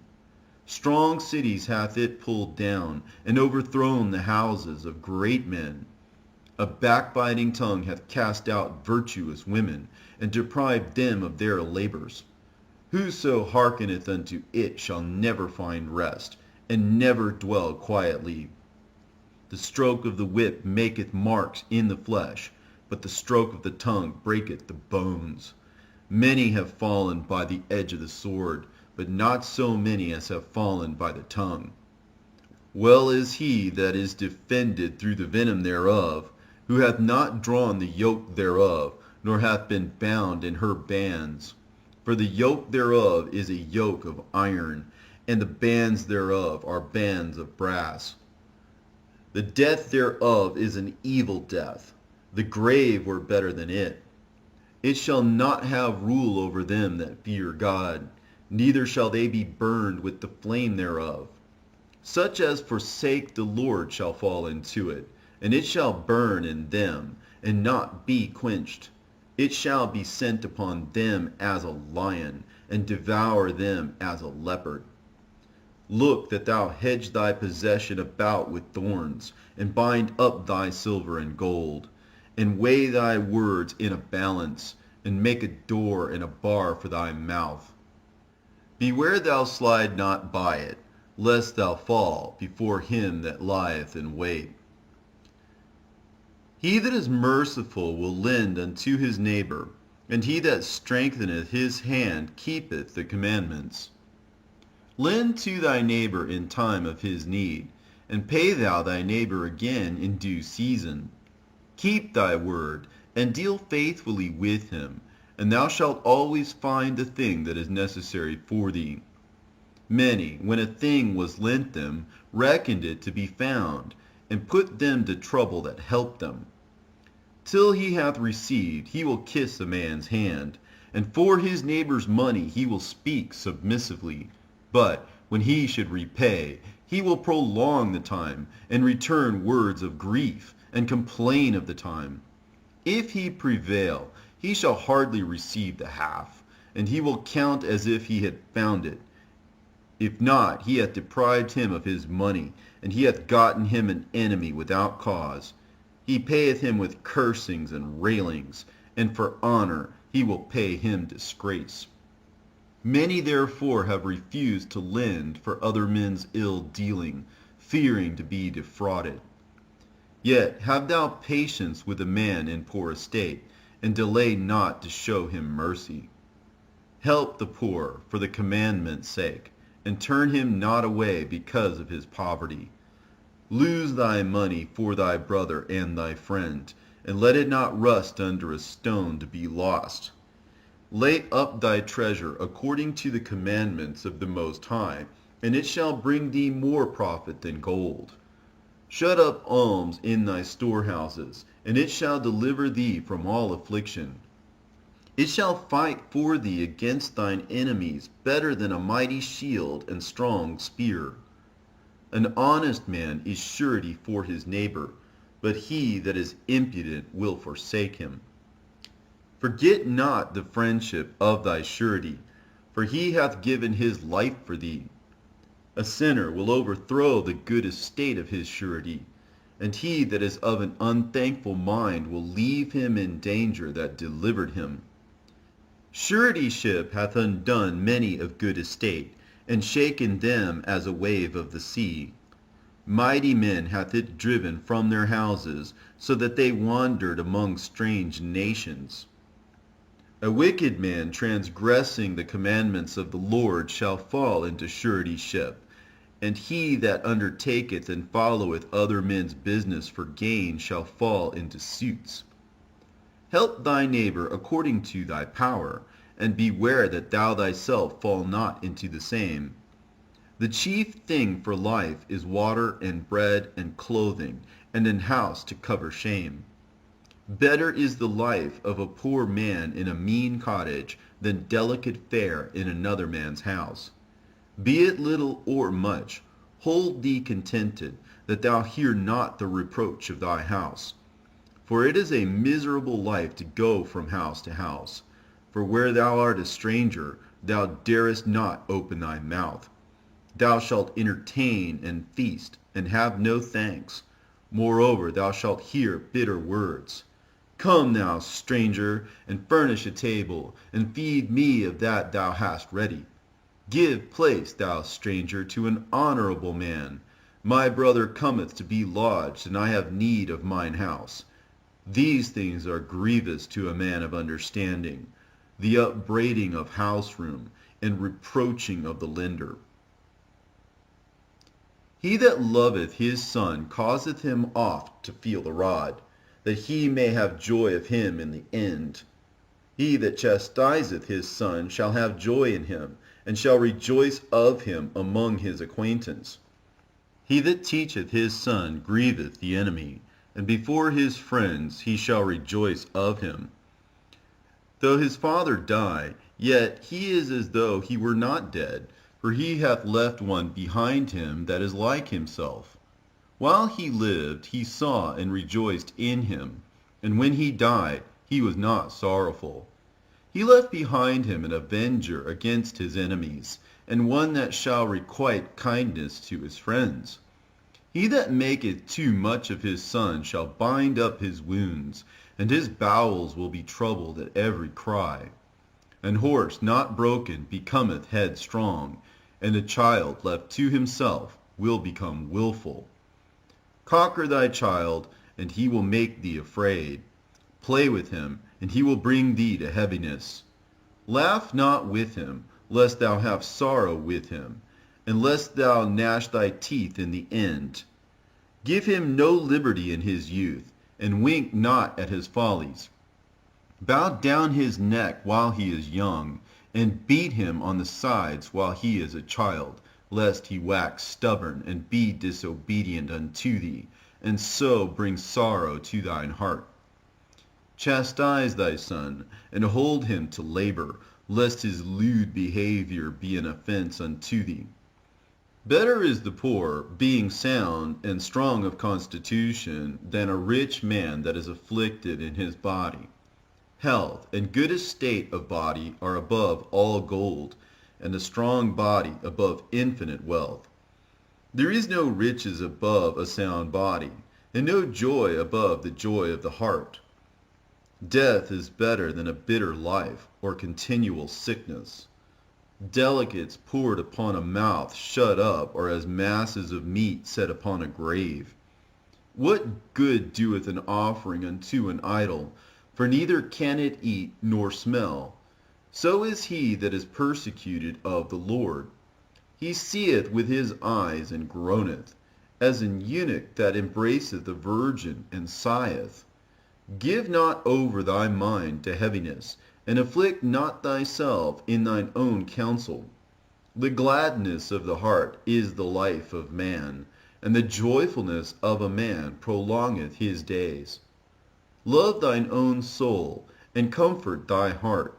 Remove sorrow far from thee, for sorrow hath killed many, and there is no profit therein. Envy and wrath shorten the life, and carefulness bringeth age before the time. A cheerful and good heart will have a care of his meat and diet. Watching for riches consumeth the flesh, and care thereof driveth away sleep. Watching care will not let a man slumber, as a sore disease breaketh sleep. The rich hath great labor in gathering riches together, and when he resteth, he is filled with his delicates. The poor laboureth in his poor estate, and when he leaveth off, he is still needy. He that loveth gold shall not be justified, and he that followeth corruption shall have enough thereof. Gold hath been the ruin of many, and their destruction was present. It was a stumbling block unto them that sacrifice unto it, and every fool shall be taken therewith. Blessed is the rich that is found without blemish, and hath not gone after gold. Who is he, and we will call him blessed? For wonderful things hath he done among his people. Who hath been tried thereby, and found perfect? Then let him glory. Who might offend, and hath not offended, or done evil, and hath not done it? His good shall be established, and the congregation shall declare his alms. If thou sit at a bountiful table, be not greedy upon it, and say not, there is much meat on it. Remember that a wicked eye is an evil thing, and what is created more wicked than an eye? Therefore it weepeth upon every occasion. Stretch not thine hand whithersoever it looketh, and thrust it not with him into the dish. Judge not thy neighbor by thyself, and be discreet in every point.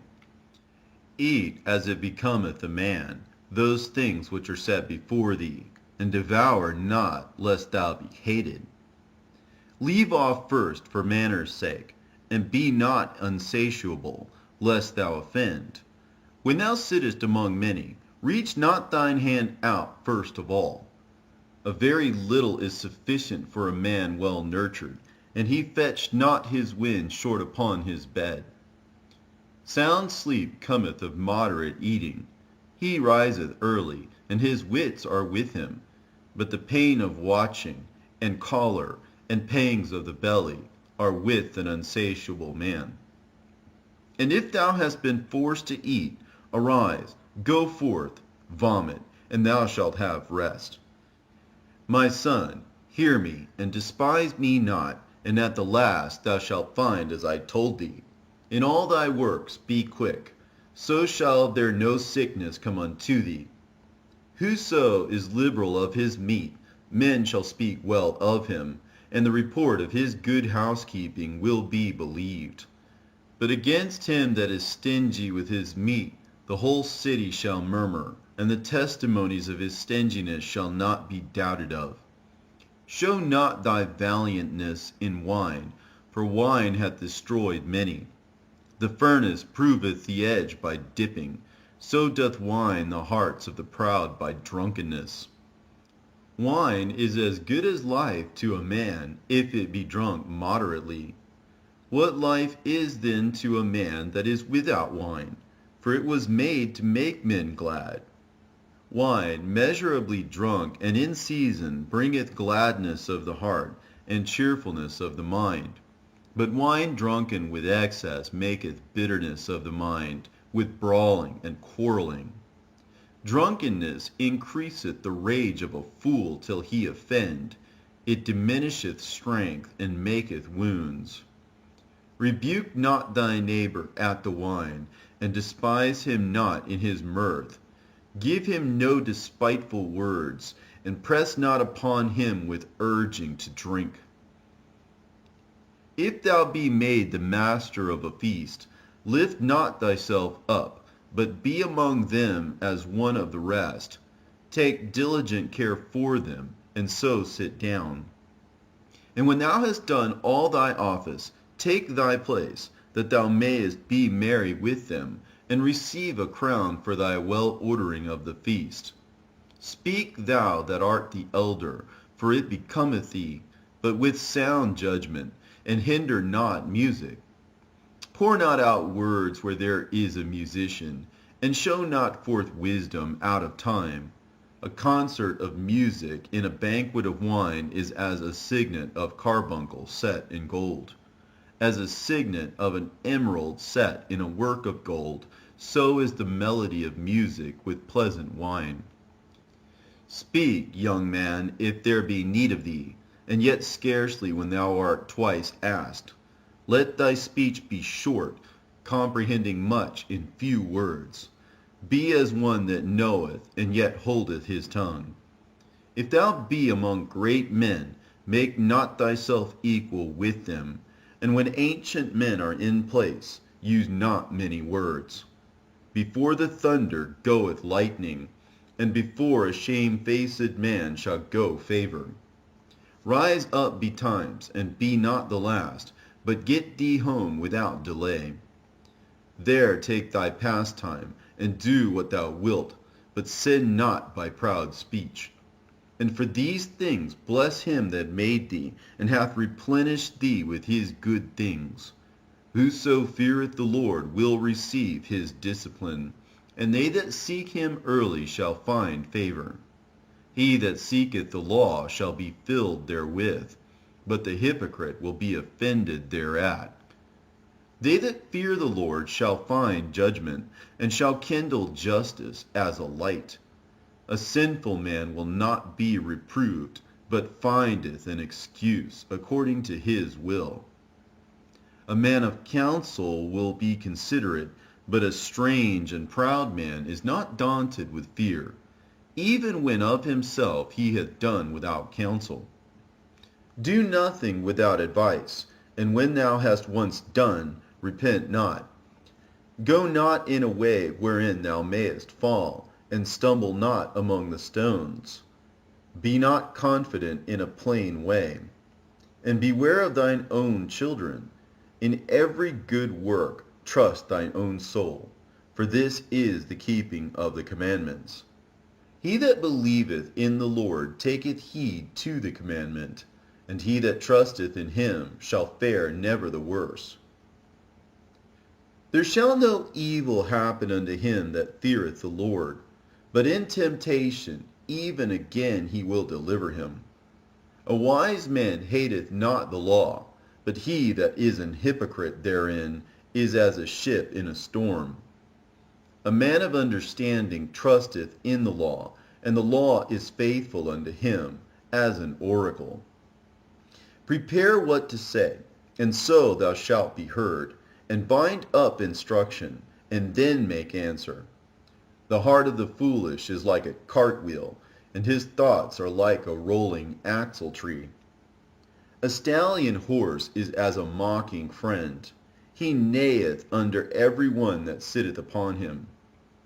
Why doth one day excel another, when as all the light of every day in the year is of the sun? By the knowledge of the Lord they were distinguished, and he altered seasons and feasts. Some of them hath he made high days, and hallowed them, and some of them he hath made ordinary days. And all men are from the ground, and Adam was created of earth. In much knowledge the Lord hath divided them, and made their ways diverse. Some of them hath he blessed and exalted, and some of them he sanctified, and set near himself. But some of them hath he cursed and brought low, and turned out of their places. As the clay is in the potter's hand, to fashion it at his pleasure, so man is in the hand of him that made him, to render to them as liketh him best. Good is set against evil, and life against death. So is the godly against the sinner, and the sinner against the godly. So look upon all the works of the Most High, and there are two and two, one against another. I awaked up last of all, as one that gathereth after the grape-gatherers. By the blessing of the Lord I profited, and tread my winepress like a gatherer of grapes. Consider that I labored not for myself only, but for all them that seek learning. Hear me, O ye great men of the people, and hearken with your ears, ye rulers of the congregation.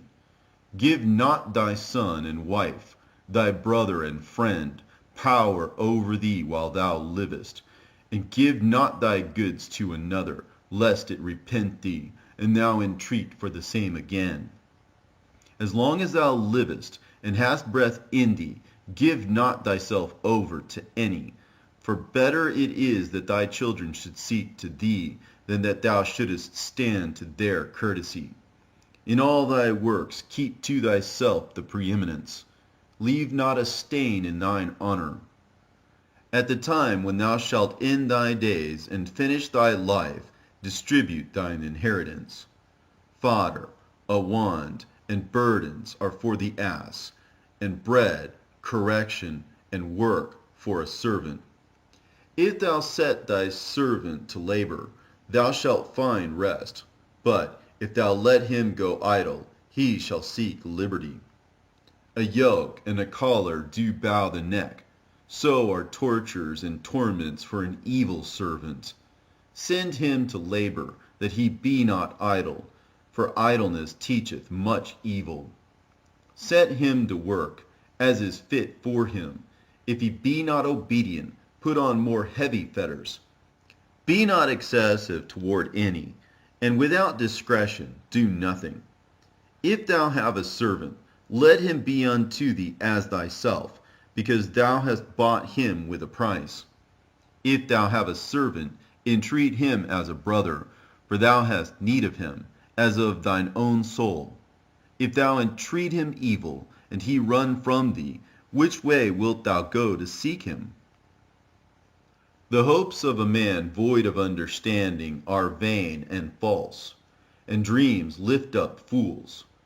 Whoso regardeth dreams is like him that catcheth at a shadow, and followeth after the wind. The vision of dreams is the resemblance of one thing to another, even as the likeness of a face to a face. Of an unclean thing what can be cleansed? And from that thing which is false, what truth can come? Divinations and soothsayings and dreams are vain, and the heart fancieth as a woman's heart in travail.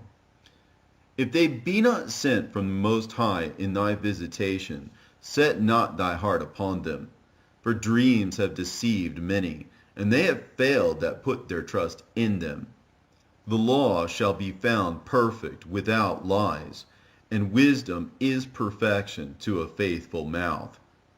A man that hath travelled knoweth many things, and he that hath much experience will declare wisdom.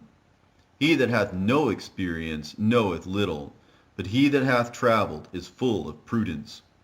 When I travelled, I saw many things, and I understand more than I can express. I was oft times in danger of death, yet I was delivered because of these things. The spirit of those that fear the Lord shall live, for their hope is in him that saveth them. Whoso feareth the Lord shall not fear or be afraid, for he is his hope. Blessed is the soul of him that feareth the Lord. To whom doth he look, and who is his strength? For the eyes of the Lord are upon them that love him.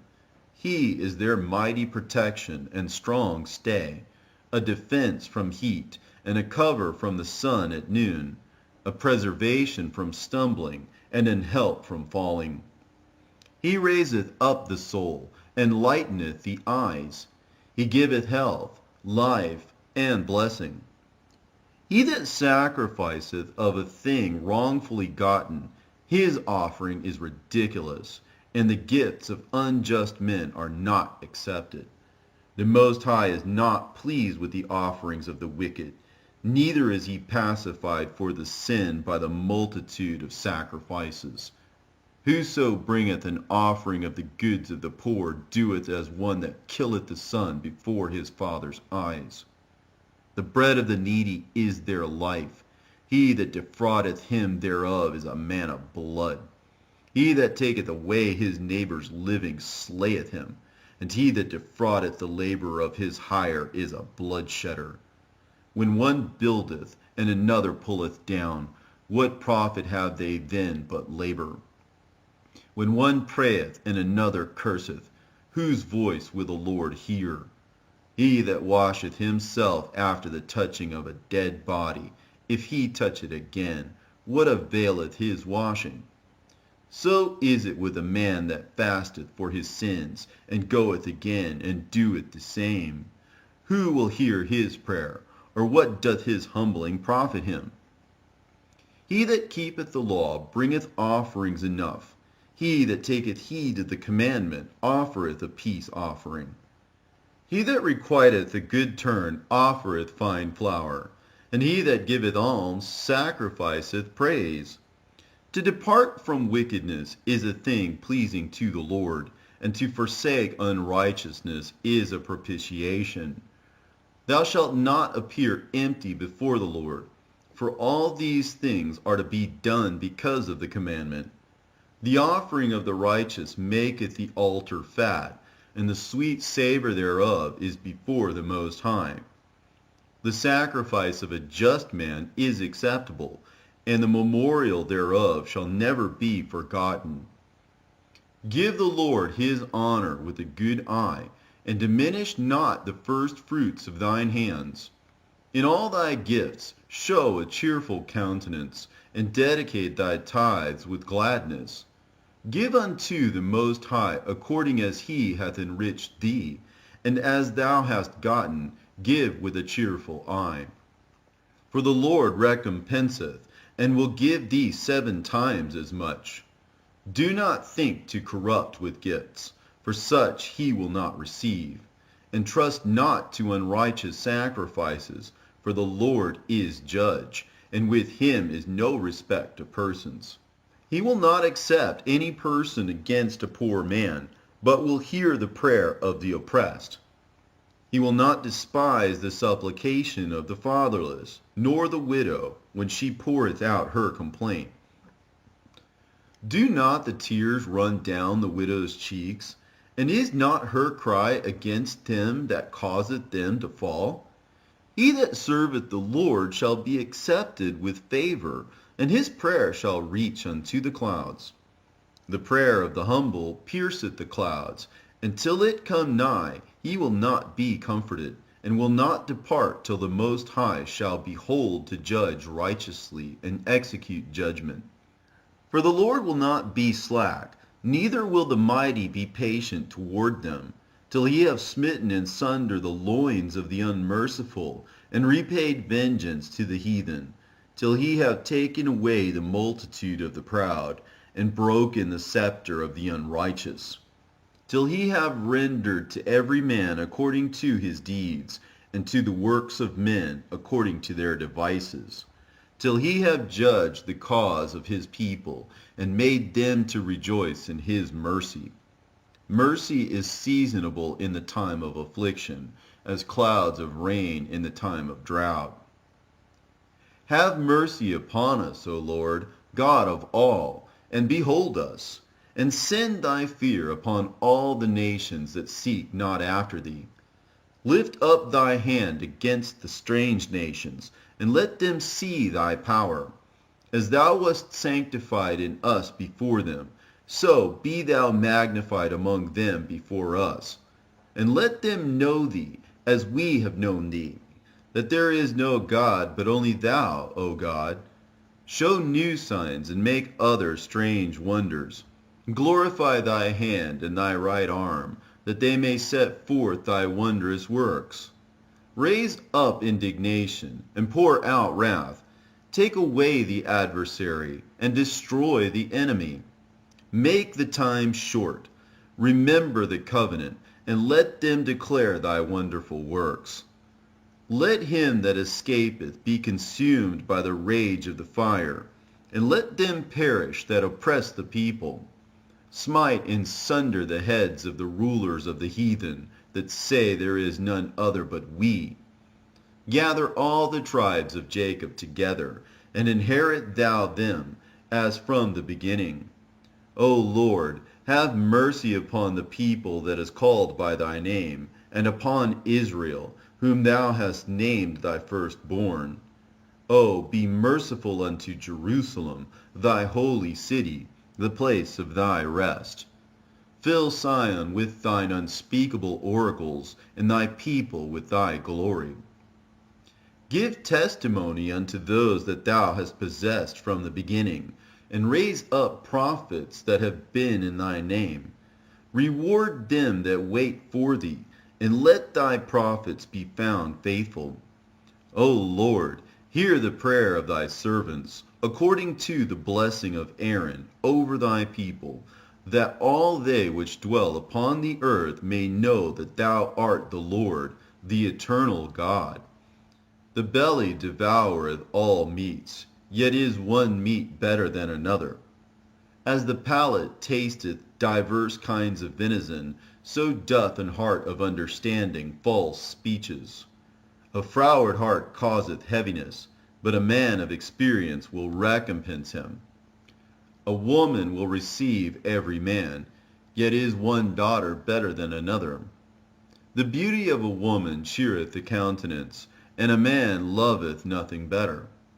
If there be kindness, meekness, and comfort in her tongue, then is not her husband like other men. He that getteth a wife beginneth a possession, a help like unto himself, and a pillar of rest. Where no hedge is, there the possession is spoiled, and he that hath no wife will wander up and down mourning. Who will trust a thief well appointed, that skippeth from city to city? So who will believe a man that hath no house, and lodgeth wheresoever the night taketh him? Every friend saith, I am his friend also. But there is a friend which is only a friend in name. Is it not a grief unto death when a companion and friend is turned to an enemy? O wicked imagination, whence camest thou in to cover the earth with deceit? There is a companion which rejoiceth in the prosperity of a friend, but in the time of trouble will be against him. There is a companion which helpeth his friend for the belly, and taketh up the buckler against the enemy. Forget not thy friend in thy mind, and be not unmindful of him in thy riches. Every counselor extolleth counsel, but there is some that counseleth for himself. Beware of a counselor, and know before what need he hath, for he will counsel for himself, lest he cast the lot upon thee, and say unto thee, Thy way is good, and afterward he stand on the other side to see what shall befall thee. Consult not with one that suspecteth thee, and hide thy counsel from such as envy thee. Neither consult with a woman touching her of whom she is jealous, neither with a coward in matters of war, nor with a merchant concerning exchange, nor with a buyer of selling, nor with an envious man of thankfulness, nor with an unmerciful man touching kindness, nor with the slothful for any work, nor with an hireling for a year of finishing work, nor with an idle servant of much business. Hearken not unto these in any matter of counsel, but be continually with a godly man, whom thou knowest to keep the commandments of the Lord, whose mind is according to thy mind, and will sorrow with thee if thou shalt miscarry. And let the counsel of thine own heart stand, for there is no man more faithful unto thee than it. For a man's mind is sometime wont to tell him more than 7 watchmen that sit above in an high tower. And above all this, pray to the Most High, that he will direct thy way in truth. Let reason go before every enterprise, and counsel before every action. The countenance is a sign of changing of the heart. 4 manner of things appear, good and evil, life and death, but the tongue ruleth over them continually. There is one that is wise and teacheth many, and yet is unprofitable to himself. There is one that showeth wisdom in words, and is hated. He shall be destitute of all food. For grace is not given him from the Lord, because he is deprived of all wisdom. Another is wise to himself, and the fruits of understanding are commendable in his mouth. A wise man instructeth his people, and the fruits of his understanding fail not. A wise man shall be filled with blessing, and all they that see him shall count him happy. The days of the life of man may be numbered, but the days of Israel are innumerable. A wise man shall inherit glory among his people, and his name shall be perpetual. My son, prove thy soul in thy life, and see what is evil for it, and give not that unto it. For all things are not profitable for all men, neither hath every soul pleasure in everything. Be not unsatiable in any dainty thing, nor too greedy upon meats. For excess of meats bringeth sickness, and surfeiting will turn into choler. By surfeiting many have perished, but he that taketh heed prolongeth his life. Honor a physician with the honor due unto him for the uses which ye may have of him, for the Lord hath created him. For of the Most High cometh healing, and he shall receive honor of the king. The skill of the physician shall lift up his head, and in the sight of great men he shall be in admiration. The Lord hath created medicines out of the earth, and he that is wise will not abhor them. Was not the water made sweet with wood, that the virtue thereof might be known? And he hath given men great skill, that he might be honored in his marvelous works. With such doth he heal men, and taketh away their pains. Of such doth the apothecary make confection, and of his works there is no end, and from him is peace over all the earth. My son, in thy sickness be not negligent, but pray unto the Lord, and he will make thee whole. Leave off from sin, and order thine hands aright, and cleanse thy heart from all wickedness. Give a sweet savor and a memorial of fine flour, and make a fat offering, as not being. Then give place to the physician, for the Lord hath created him. Let him not go far from thee, for thou hast need of him.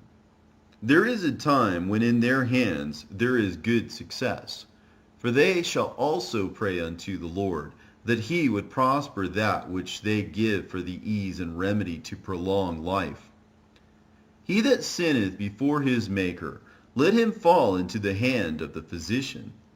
My son, let tears fall down over the dead, and begin to lament, as if thou hadst suffered great harm thyself, and then cover his body according to the custom, and neglect not his burial.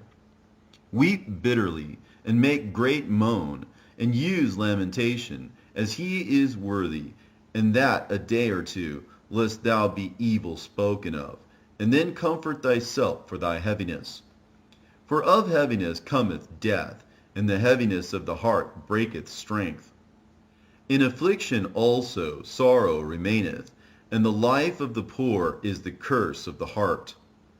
Take no heaviness to heart, drive it away, and remember the last end. Forget it not, for there is no turning again. Thou shalt not do him good, but hurt thyself. Remember my judgment, for thine also shall be so. Yesterday for me, and today for thee. When the dead is at rest, let his remembrance rest, and be comforted for him, when his spirit is departed from him. The wisdom of a learned man cometh by opportunity of leisure, and he that hath little business shall become wise. How can he get wisdom that holdeth the plough, and that glorieth in the goad, that driveth oxen, and is occupied in their labors, and whose talk is of bullocks? He giveth his mind to make furrows, and is diligent to give the kine fodder. So every carpenter and workmaster that laboureth night and day, and they that cut and grave seals, and are diligent to make great variety, and give themselves to counterfeit imagery, and watch to finish a work. The smith also, sitting by the anvil, and considering the ironwork, the vapor of the fire wasteth his flesh, and he fighteth with the heat of the furnace. The noise of the hammer and the anvil is ever in his ears, and his eyes look still upon the pattern of the thing that he maketh. He setteth his mind to finish his work, and watcheth to polish it perfectly. So doth the potter sitting at his work, and turning the wheel about with his feet, who is always carefully set at his work, and maketh all his work by number. He fashioneth the clay with his arm, and boweth down his strength before his feet. He applieth himself to let it over, and he is diligent to make clean the furnace. All these trust to their hands, and every one is wise in his work. Without these cannot a city be inhabited, and they shall not dwell where they will, nor go up and down. They shall not be sought for in public council, nor sit high in the congregation. They shall not sit on the judge's seat, nor understand the sentence of judgment. They cannot declare justice and judgment, and they shall not be found where parables are spoken. But they will maintain the state of the world, and all their desire is in the work of their craft. But he that giveth his mind to the law of the Most High, and is occupied in the meditation thereof, will seek out the wisdom of all the ancient, and be occupied in prophecies. He will keep the sayings of the renowned men, and where subtle parables are, he will be there also. He will seek out the secrets of grave sentences, and be conversant in dark parables. He shall serve among great men, and appear before princes. He will travel through strange countries, for he hath tried the good and the evil among men. He will give his heart to resort early to the Lord that made him, and will pray before the Most High, and will open his mouth in prayer, and make supplication for his sins. When the great Lord will, he shall be filled with the spirit of understanding. He shall pour out wise sentences, and give thanks unto the Lord in his prayer. He shall direct his counsel and knowledge, and in his secrets he shall meditate. He shall show forth that which he hath learned, and shall glory in the law of the covenant of the Lord. Many shall commend his understanding, and so long as the world endureth, it shall not be blotted out. His memorial shall not depart away, and his name shall live from generation to generation. Nation shall show forth his wisdom, and the congregation shall declare his praise. If he die, he shall leave a greater name than 1,000, and if he live, he shall increase it.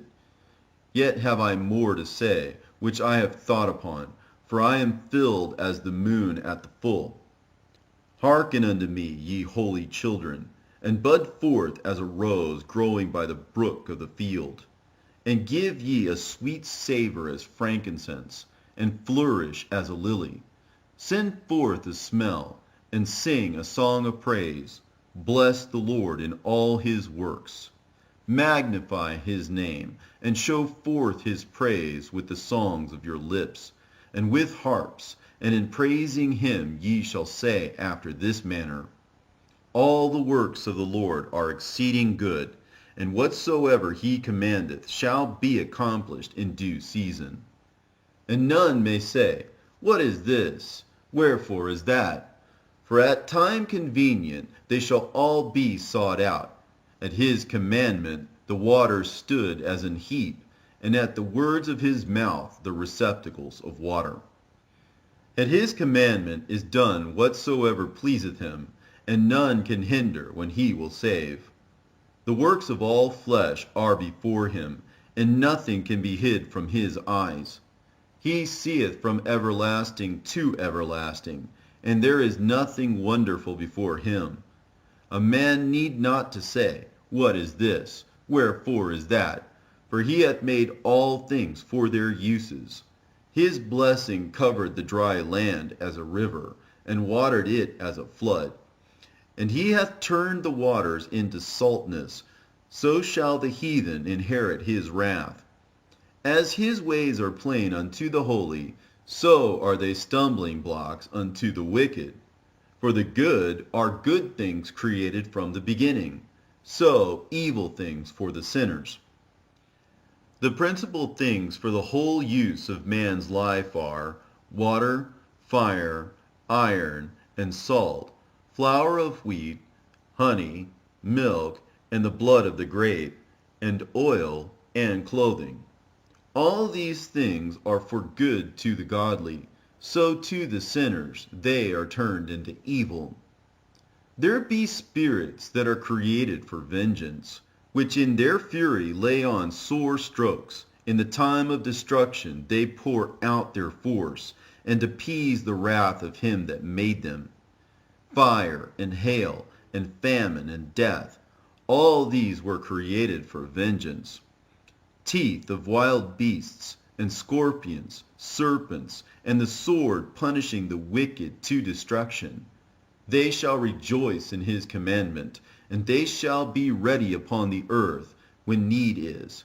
And when their time is come, they shall not transgress his word. Therefore from the beginning I was resolved, and thought upon these things, and have left them in writing.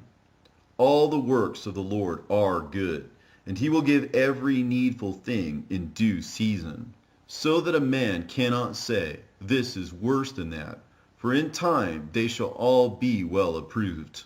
And therefore praise ye the Lord with the whole heart and mouth, and bless the name of the Lord. Great travail is created for every man, and an heavy yoke is upon the sons of Adam, from the day that they go out of their mother's womb till the day that they return to the mother of all things. Their imagination of things to come and the day of death trouble their thoughts, and cause fear of heart. From him that sitteth on a throne of glory unto him that is humbled in earth and ashes, from him that weareth purple and a crown unto him that is clothed with a linen frock, wrath and envy, trouble and unquietness, fear of death and anger and strife, and in the time of rest upon his bed, his night's sleep, do change his knowledge. A little or nothing is his rest, and afterward he is in his sleep, as in a day of keeping watch, troubled in the vision of his heart, as if he were escaped out of a battle. When all is safe, he awaketh, and marveleth that the fear was nothing. Such things happen unto all flesh, both man and beast, death and bloodshed, strife and sword, calamities, famine, tribulation, and the scourge. These things are created for the wicked, and for their sakes came the flood. All things that are of the earth shall turn to the earth again, and that which is of the waters doth return unto the sea. All bribery and injustice shall be blotted out, but true dealings shall endure forever. The goods of the unjust shall be dried up like a river, and shall vanish with noise, like a great thunder and rain. While he openeth his hand, he shall rejoice. So shall transgressors come to naught. The children of the ungodly shall not bring forth any branches, but are as unclean roots upon a hard rock. The weed growing upon every water and bank of a river shall be pulled up before all grass. Bountifulness is as a most fruitful garden, and mercifulness endureth forever. To labor and to be content with that a man hath is a sweet life, but he that findeth a treasure is above them both. Children and the building of a city continue a man's name, but a blameless wife is counted above them both. Wine and music rejoice the heart, but the love of wisdom is above them both. The pipe and the psaltery make sweet melody, but a pleasant tongue is above them both. Thine eye desireth favor and beauty, but more than both, corn while it is green. A friend and companion never meet amiss, but above both is a wife with her husband. Brethren and help are against time of trouble, but alms shall deliver more than them both. Gold and silver make the foot stand sure, but counsel is esteemed above them both. Riches and strength lift up the heart, but the fear of the Lord is above them both. There is no want in the fear of the Lord, and it needeth not to seek help. The fear of the Lord is a fruitful garden, and covereth him above all glory. My son, lead not a beggar's life, for better it is to die than to beg. The life of him that dependeth on another man's table is not to be counted for a life, for he polluteth himself with other men's meat. But a wise man, well nurtured, will beware thereof. Begging is sweet in the mouth of the shameless, but in his belly there shall burn a fire. O death, how bitter is the remembrance of thee to a man that liveth at rest in his possessions, unto the man that hath nothing to vex him, and that hath prosperity in all things, yea, unto him that is yet able to receive meat. O death, acceptable is thy sentence unto the needy, and unto him whose strength faileth, and that is now in the last age, and is vexed with all things, and to him that despaireth and hath lost patience. Fear not the sentence of death. Remember them that have been before thee, and that come after. For this is the sentence of the Lord over all flesh. And why art thou against the pleasure of the Most High? There is no inquisition in the grave, whether thou hast lived 10 or 100 or 1,000 years. The children of sinners are abominable children, and they that are conversant in the dwelling of the ungodly. The inheritance of sinners' children shall perish, and their posterity shall have a perpetual reproach. The children will complain of an ungodly father, because they shall be reproached for his sake. Woe be unto you, ungodly men, which have forsaken the law of the Most High God. For if ye increase, it shall be to your destruction. And if ye be born, ye shall be born to a curse. And if ye die, a curse shall be your portion. All that are of the earth shall turn to earth again. So the ungodly shall go from a curse to destruction. The mourning of men is about their bodies, but an ill name of sinners shall be blotted out. Have regard to thy name, for that shall continue with thee above 1,000 great treasures of gold. A good life hath but few days, but a good name endureth forever. My children, keep discipline in peace, for wisdom that is hid, and a treasure that is not seen, what profit is in them both? A man that hideth his foolishness is better than a man that hideth his wisdom. Therefore be shamefaced according to my word, for it is not good to retain all shamefacedness, neither is it altogether approved in every thing.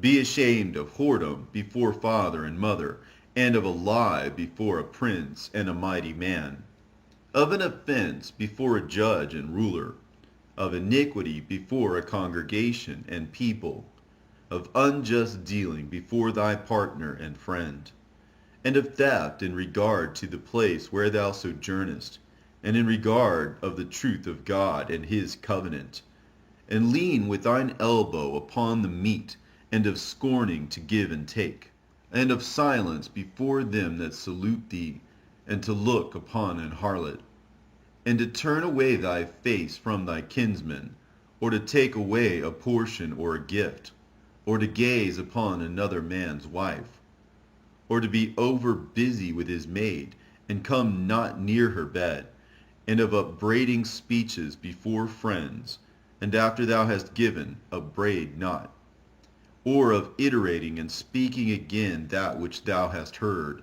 and of revealing secrets. So shalt thou be truly shamefaced, and find favor before all men. Of these things be not thou ashamed, and accept no person to sin thereby.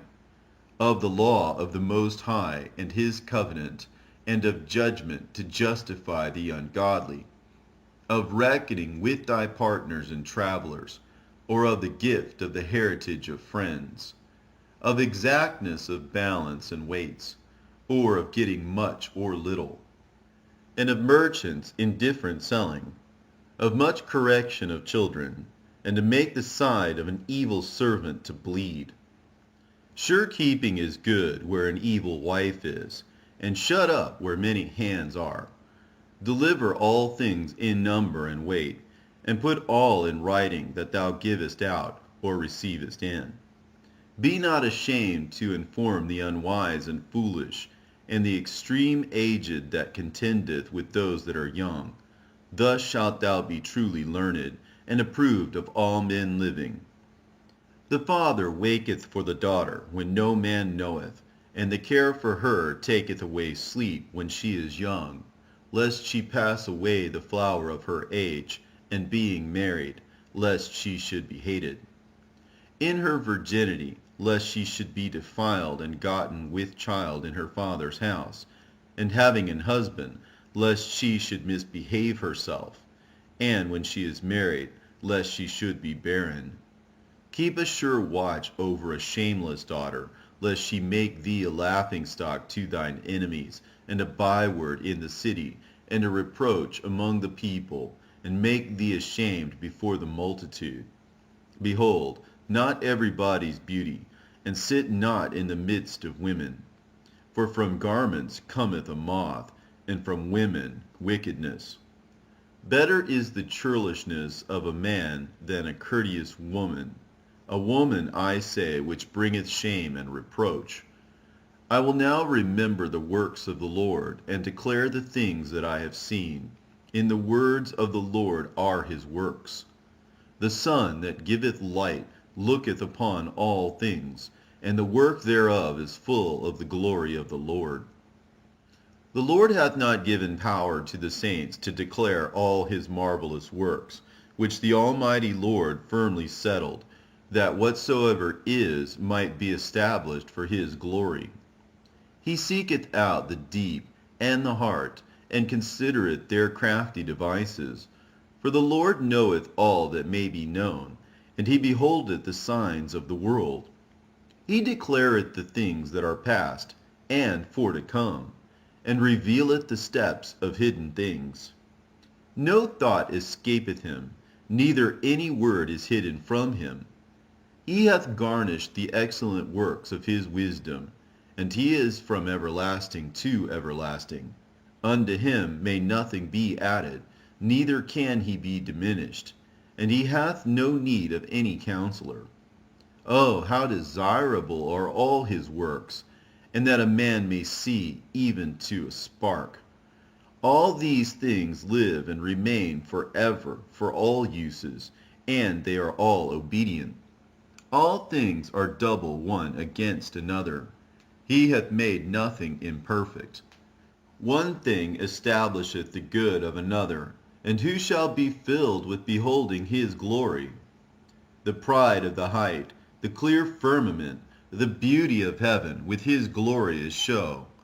The sun, when it appeareth, declaring at his rising a marvelous instrument, the work of the Most High. At noon it parcheth the country, and who can abide the burning heat thereof? A man blowing a furnace is in the works of heat, but the sun burneth the mountains 3 times more, breathing out fiery vapors, and sending forth bright beams. It dimmeth the eyes.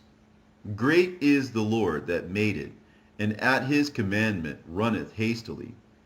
He made the moon also to serve in her season for a declaration of times, and a sign of the world.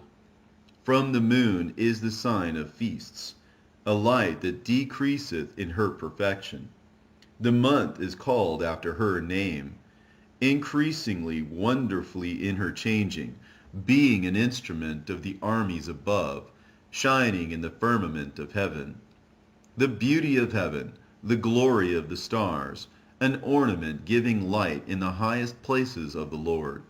At the commandment of the Holy One, They will stand in their order, and never faint in their watches.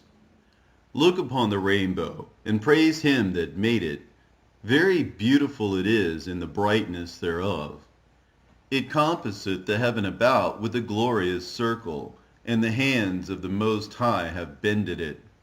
By his commandment he maketh the snow to fall apace, and sendeth swiftly the lightnings of his judgment.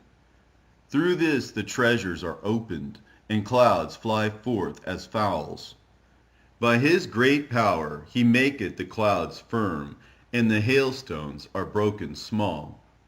At his sight the mountains are shaken, and at his will the south wind bloweth. The noise of the thunder maketh the earth to tremble, so doth the northern storm and the whirlwind. As birds flying he scattereth the snow, and the falling down thereof is as the lightning of grasshoppers. The eye marveleth at the beauty of the whiteness thereof, and the heart is astonished at the raining of it. The hoarfrost also, as salt he poureth on the earth, and being congealed, it lieth on the top of sharp stakes. When the cold north wind bloweth, and the water is congealed into ice, it abideth upon every gathering together of water, and clotheth the water as with the breastplate. It devoureth the mountains, and burneth the wilderness, and consumeth the grass as fire. A present remedy of all is a mist coming speedily, a dew coming after heat refresheth. By his counsel he appeaseth the deep, and planteth islands therein. They that sail on the sea tell of the danger thereof, and when we hear it with our ears, we marvel thereat. For therein be strange and wondrous works, variety of all kinds of beasts, and whales created. By him the end of them hath prosperous success, and by his word all things consist. We may speak much, and yet come short, wherefore in sum he is all. How shall we be able to magnify him? For he is great above all his works. The Lord is terrible, and very great, and marvelous is his power.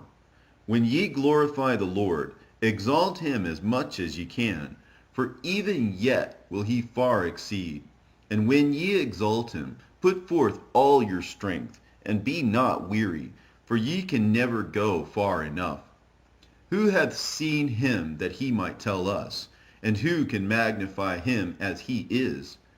There are hid yet greater things than these be, for we have seen but a few of his works. For the Lord hath made all things, and to the godly hath he given wisdom. Let us now praise famous men, and our fathers that begat us. The Lord hath wrought great glory by them through his great power from the beginning, such as did bear rule in their kingdoms, men renowned for their power, giving counsel by their understanding, and declaring prophecies. Leaders of the people by their counsels, and by their knowledge of learning meet for the people. Wise and eloquent are their instructions. Such as found out musical tunes, and recited verses in writing. Rich men furnished with ability, living peaceably in their habitations. All these were honored in their generations, and were the glory of their times. There be of them that have left a name behind them, that their praises might be reported. And some there be which have no memorial, who are perished, as though they had never been, and are become as though they had never been born, and their children after them. But these were merciful men, whose righteousness hath not been forgotten. With their seed shall continually remain a good inheritance, and their children are within the covenant. Their seed standeth fast, and their children for their sakes. Their seed shall remain forever, and their glory shall not be blotted out. Their bodies are buried in peace, but their name liveth forevermore. The people will tell of their wisdom, and the congregation will show forth their praise. Enoch pleased the Lord and was translated, being an example of repentance to all generations. Noah was found perfect and righteous. In the time of wrath he was taken in exchange for the world. Therefore was he left as a reminder unto the earth when the flood came. An everlasting covenant was made with him, that all flesh should perish no more by the flood. Abraham was a great father of many people. In glory was there none like unto him, who kept the law of the Most High, and was in covenant with him. He established the covenant in his flesh, and when he was proved, he was found faithful. Therefore he assured him by an oath that he would bless the nations in his seed, that he would multiply him as the dust of the earth, and exalt his seed as the stars, and cause them to inherit from sea to sea, and from the river unto the utmost part of the land. With Isaac did he establish likewise, for Abraham his father's sake, the blessing of all men, and the covenant, and made it rest upon the head of Jacob. He acknowledged him in his blessing, and gave him an heritage, and divided his portion. Among the 12 tribes did he part them. And he brought out of him a merciful man, which found favor in the sight of all flesh, even Moses, beloved of God and men, whose memorial is blessed. He made him like to the glorious saints, and magnified him, so that his enemies stood in fear of him. By his words he caused the wonders to cease, and he made him glorious in the sight of kings, and gave him a commandment for his people, and showed him part of his glory. He sanctified him in his faithfulness and meekness, and chose him out of all men. He made him to hear his voice, and brought him into the dark cloud, and gave him commandments before his face, even the law of life and knowledge, that he might teach Jacob his covenants, and Israel his judgments. He exalted Aaron, an holy man like unto him, even his brother of the tribe of Levi. An everlasting covenant he made with him, and gave him the priesthood among the people. He beautified him with comely ornaments, and clothed him with a robe of glory. He put upon him perfect glory, and strengthened him with rich garments, with breeches, with a long robe, and the ephod. He compassed him with pomegranates, and with many golden bells round about, that as he went there might be a sound and a noise made that might be heard in the temple, for a memorial to the children of his people. With an holy garment, with gold, and blue silk, and purple, the work of the embroiderer, with a breastplate of judgment, and with Urim and Thummim, with twisted scarlet, the work of the cunning workman, with precious stones graven like seals, and set in gold, the work of the jeweler, with a writing engraved for a memorial, after the number of the tribes of Israel. He set a crown of gold upon the mitre, wherein was engraved holiness, an ornament of honor, a costly work, the desires of the eyes, goodly and beautiful. Before him there were none such, neither did ever any stranger put them on, but only his children and his children's children perpetually. Their sacrifices shall be wholly consumed every day, twice continually. Moses consecrated him and anointed him with holy oil. This was appointed unto him by an everlasting covenant, and to his seed, so long as the heavens should remain, that they should minister unto him, and execute the office of the priesthood, and bless the people in his name. He chose him out of all men living to offer sacrifices to the Lord, incense and a sweet savor, for a memorial, to make reconciliation for his people. He gave unto him his commandments, and authority in the statutes of judgments, that he should teach Jacob the testimonies, and inform Israel in his laws. Strangers conspired together against him, and maligned him in the wilderness, even the men that were of Dathan's and Abiron's side, with the congregation of Korah, with fury and wrath. This the Lord saw, and it displeased him, and in his wrathful indignation were they consumed. He did wonders upon them, to consume them with the fiery flame. But he made Aaron more honorable, and gave him an heritage, and divided unto him the first fruits of the increase. Especially he prepared bread in abundance. For they eat of the sacrifices of the Lord, which he gave unto him and his seed. Howbeit in the land of the people he had no inheritance, neither had he any portion among the people, for the Lord himself is his portion and inheritance. The third in glory is Phinehas, the son of Eleazar, because he had zeal in the fear of the Lord, and stood up with good courage of heart, when the people were turned back, and made reconciliation for Israel.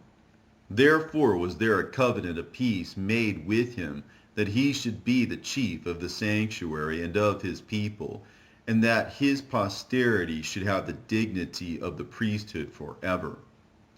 According to the covenant made with David, son of Jesse, of the tribe of Judah, that the inheritance of the king should be to his posterity alone, so the inheritance of Aaron should also be unto his seed. God give you wisdom in your heart to judge his people in righteousness, that their good things be not abolished, and that their glory may endure forever.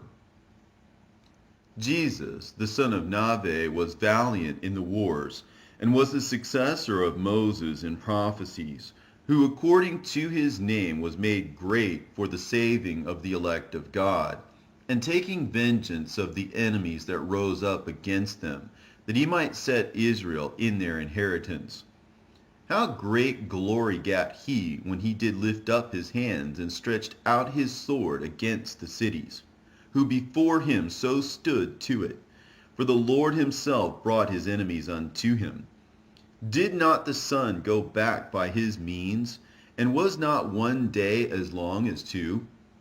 He called upon the Most High Lord, when the enemies pressed upon him on every side, and the great Lord heard him.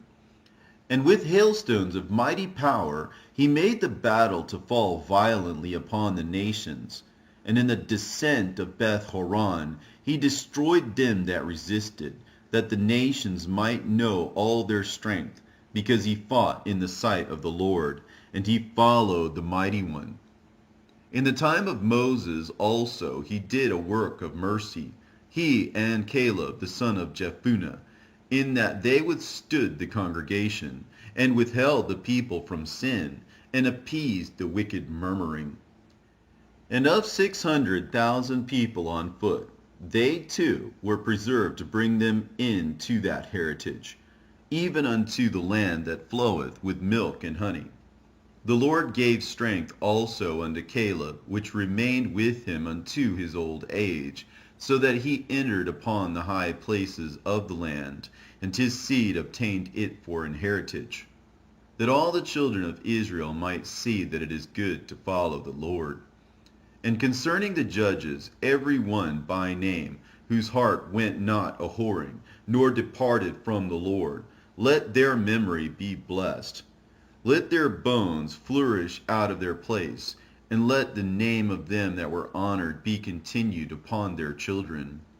Samuel, the prophet of the Lord, beloved of his Lord, established a kingdom, and anointed princes over his people. By the law of the Lord he judged the congregation, and the Lord had respect unto Jacob.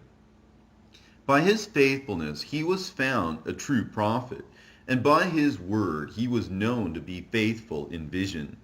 He called upon the mighty Lord when his enemies pressed upon him from every side, when he offered the sucking lamb.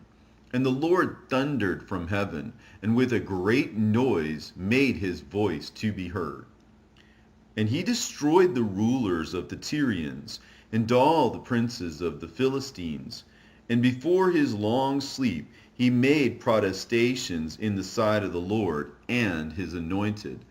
I have not taken any man's goods, so much as a shoe, and no man did accuse him. And after his death he prophesied, and showed the king his end, and lifted up his voice from the earth in prophecy, to blot out the wickedness of the people.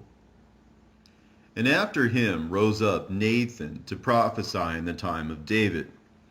As is the fat taken away from the peace offering, so was David chosen out of the children of Israel. He played with lions as with kids, and with bears as with lambs. Slew he not a giant when he was yet but young? And did he not take away the reproach from the people, when he lifted up his hand with the stone and the sling, and beat down the boasting of Goliath? For he called upon the Most High Lord, and he gave him strength in his right hand to slay that mighty warrior, and set up the horn of his people. So the people honored him with 10,000s, and praised him in the blessings of the Lord, in that he gave him a crown of glory. For he destroyed the enemies on every side, and brought to naught the Philistines, his adversaries, and brake their horn in sunder unto this day. In all his works he praised the Holy One, most high with words of glory, and with his whole heart he sung songs, and loved him that made him. He set singers also before the altar, that by their voices they might make sweet melody, and daily sing praises in their songs. He beautified their feasts, and set in order the solemn times until the end, that they might praise his holy name, and that the temple might sound from morning. The Lord took away his sins, and exalted his horn forever. He gave him a covenant of kings, and a throne of glory in Israel. After him rose up a wise son, and for his sake he dwelt at large. Solomon reigned in a peaceable time, and was honored, for God made all quiet round about him, that he might build an house in his name, and prepare his sanctuary forever. How wise wast thou in thy youth, and, as a flood, filled with understanding. Thy soul covered the whole earth, and thou filledst it with dark parables. Thy name went far unto the islands, and for thy peace thou wast beloved. The countries marveled at thee for thy songs, and proverbs, and parables, and interpretations. By the name of the Lord God, which is called the Lord God of Israel, thou didst gather gold as tin, and didst multiply silver as lead. Thou didst bow thy loins unto women, and by thy body thou wast brought into subjection. Thou didst stain thine honor, and pollute thy seed, so that thou broughtest wrath upon thy children, and wast grieved for thy folly. So the kingdom was divided, and out of Ephraim ruled a rebellious kingdom. But the Lord will never leave off his mercy, neither shall any of his works perish, neither will he abolish the posterity of his elect, and the seed of him that loveth him he will not take away. Wherefore he gave a remnant unto Jacob, and out of him a root unto David. Thus rested Solomon with his fathers, and of his seed he left behind him Rehoboam, even the foolishness of the people, and one that had no understanding, who turned away the people through his counsel. There was also Jeroboam, the son of Nebat, who caused Israel to sin, and showed Ephraim the way of sin. And their sins were multiplied exceedingly, that they were driven out of the land, for they sought out all wickedness, till the vengeance came upon them. Then stood up Elias the prophet as fire, and his word burned like a lamp. He brought a sore famine upon them, and by his zeal he diminished their number. By the word of the Lord he shut up the heaven, and also 3 times brought down fire. O Elias, how wast thou honored in thy wondrous deeds? And who made glory like unto thee? Who didst raise up a dead man from death, and his soul from the place of the dead, by the word of the Most High? Who broughtest kings to destruction, and honorable men from their bed? who heardest the rebuke of the Lord in Sinai, and in Horeb the judgment of vengeance, who anointedst kings to take revenge, and prophets to succeed after him, who was taken up in a whirlwind of fire, and in a chariot of fiery horses, who wast ordained for reproofs in their times, to pacify the wrath of the Lord's judgment before it break forth into fury, and to turn the heat of the Father unto the Son, and to restore the tribes of Jacob. Blessed are they that saw thee, and slept in love, for we shall surely live. Elias it was who was covered with a whirlwind, and Eliseus was filled with his spirit whilst he lived. He was not moved with the presence of any prince, neither could any bring him into subjection. No word could overcome him, and after his death his body prophesied. He did wonders in his life, and at his death were his works marvelous. For all this the people repented not, neither departed they from their sins, till they were spoiled and carried out of their land, and were scattered through all the earth. Yet there remained a small people, and a ruler in the house of David, of whom some did that which was pleasing to God, and some multiplied sins. Hezekiah fortified his city, and brought in water into the midst thereof. He digged the hard rock with iron, and made wells for waters. In his time Sennacherib came up, and sent Rabsaces, and lifted up his hand against Sion, and boasted proudly. Then trembled their hearts and hands, and they were in pain as women in travail. But they called upon the Lord, which is merciful, and stretched out their hands toward him. And immediately the Holy One heard them out of heaven, and delivered them by the ministry of Isaiah. He smote the host of the Assyrians, and his angel destroyed them. For Hezekiah had done the thing that pleased the Lord, and was strong in the ways of David his father, as Isaiah the prophet, who was great and faithful in his vision, had commanded him. In his time the sun went backward, and he lengthened the king's life. He saw by an excellent spirit what should come to pass at the last, and he comforted them that mourned in Sion. He showed what would come to pass forever, and secret things or ever they came. The remembrance of Josias is like the composition of the perfume that is made by the art of the apothecary. It is sweet as honey in all mouths, and as music at a banquet of wine. He behaved himself uprightly in the conversation of the people, and took away the abominations of iniquity. He directed his heart unto the Lord, and in the time of the ungodly he established the worship of God. All, except David and Hezekiah and Josias, were defective, for they forsook the law of the Most High. Even the kings of Judah failed. Therefore he gave their power unto others, and their glory to a strange nation. They burnt the chosen city of the sanctuary, and made the streets desolate, according to the prophecy of Jeremiah. For they entreated him evil, who nonetheless was a prophet, sanctified in his mother's womb, that he might root out and afflict and destroy, and that he might build up also and plant. It was Ezekiel who saw the glorious vision, which showed him upon the chariot of the cherubims. For he made mention of the enemies under the figure of the rain, and directed them that went right. And of the 12 prophets let the memorial be blessed, and let their bones flourish again out of their place. For they comforted Jacob, and delivered them by assured hope. How shall we magnify Zerubbabel? Even he was as a signet on the right hand. So was Jesus the son of Josedech, who in their time builded up the house, and set up an holy temple to the Lord, which was prepared for everlasting glory.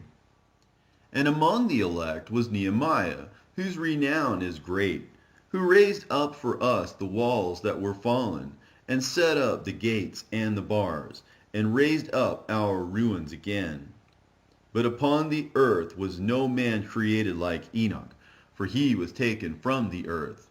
Neither was there a young man born like Joseph, a governor of his brethren, a stay of the people, whose bones were regarded of the Lord. Shem and Seth were in great honor among men, and so was Adam above every living thing in creation. Simon the high priest, the son of Onias, who in his life repaired the house again, and in his days fortified the temple. And by him was built from the foundation the double height, the high fortress of the wall about the temple. In his days the cistern to receive water, being in compass as the sea, was covered with plates of brass. He took care of the temple that it should not fall, and fortified the city against besieging. How was he honored in the midst of the people in his coming out of the sanctuary! He was as the morning star in the midst of a cloud, and as the moon at the full, as the sun shining upon the temple of the Most High, and as the rainbow giving light in the bright clouds, and as the flower of roses in the spring of the year, as lilies by the rivers of waters, and as the branches of the frankincense tree in the time of summer, as fire and incense in the censer, and as a vessel of beaten gold set with all manner of precious stones, and as a fair olive tree budding forth fruit, and as a cypress tree which groweth up to the clouds. When he put on the robe of honor, and was clothed with the perfection of glory, when he went up to the holy altar, he made the garment of holiness honorable. When he took the portions out of the priest's hands, he himself stood by the hearth of the altar, compassed about as a young cedar and Libanus, and as palm trees compassed they him round about. So were all the sons of Aaron in their glory, and the oblation of the Lord in their hands, before all the congregation of Israel. And finishing the service at the altar, that he might adorn the offering of the Most High Almighty, he stretched out his hand to the cup, and poured of the blood of the grape. He poured out at the foot of the altar a sweet-smelling savor unto the Most High King of all.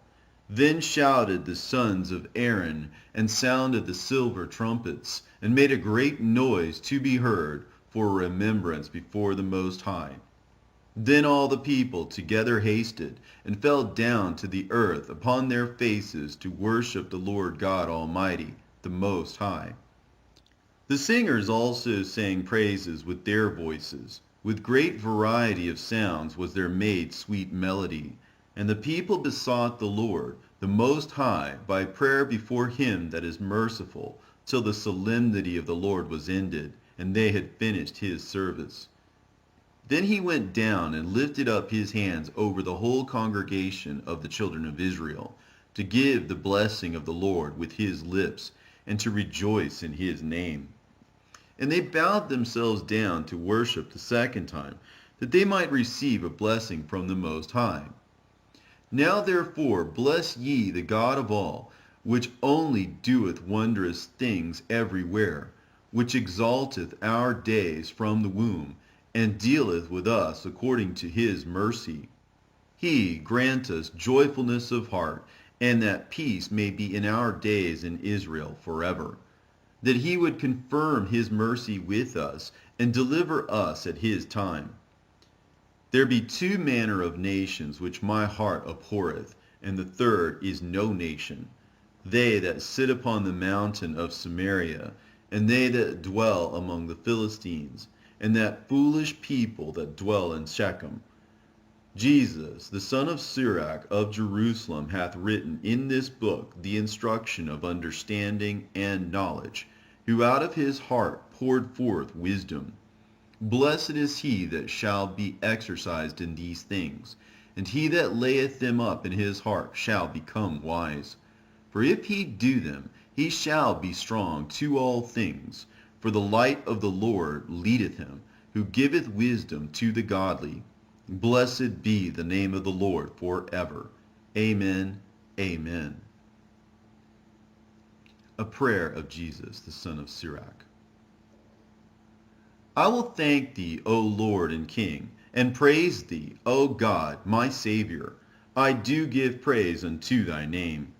For thou art my defender and helper, and hast preserved my body from destruction, and from the snare of the slanderous tongue, and from the lips that forge lies, and hast been mine helper against mine adversaries, and hast delivered me according to the multitude of thy mercies, and greatness of thy name, and from the teeth of them that were ready to devour me, and out of the hands of such as sought after my life, and from the manifold afflictions which I had, from the choking of fire on every side, and from the midst of the fire which I kindled not, from the depth of the belly of hell, from an unclean tongue, and from lying words. By an accusation to the king from an unrighteous tongue my soul drew near even unto death. My life was near to the hell beneath. They compassed me on every side, and there was no man to help me. I looked for the succor of men, but there was none. Then thought I upon thy mercy, O Lord, and upon thy acts of old, how thou deliveredst such as wait for thee, and savest them out of the hands of the enemies. Then lifted I up my supplications from the earth, and prayed for deliverance from death. I called upon the Lord, the Father of my Lord, that he would not leave me in the days of my trouble, and in the time of the proud, when there was no help. I will praise thy name continually, and will sing praises with thanksgiving, and so my prayer was heard. For thou savedst me from destruction, and deliveredst me from the evil time. Therefore will I give thanks, and praise thee, and bless thy name, O Lord. When I was yet young, or ever I went abroad, I desired wisdom openly in my prayer. I prayed for her before the temple, and will seek her out even to the end. Even from the flower till the grape was ripe hath my heart delighted in her.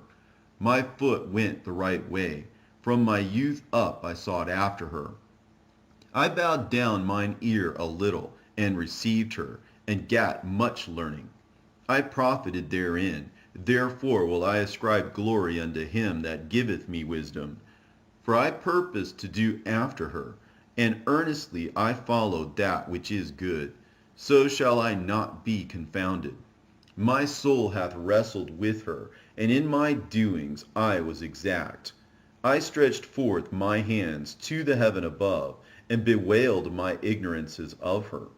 I directed my soul unto her, and I found her in pureness.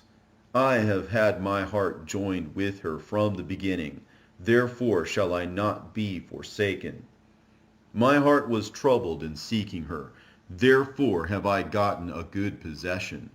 The Lord hath given me a tongue for my reward, and I will praise him therewith. Draw near unto me, ye unlearned, and dwell in the house of learning. Wherefore are ye slow? And what say ye to these things, seeing your souls are very thirsty? I opened my mouth and said, Buy her for yourselves, without money. Put your neck under the yoke, and let your soul receive instruction. She is hard at hand to find. Behold with your eyes how that I have but little labor, and have gotten unto me much rest.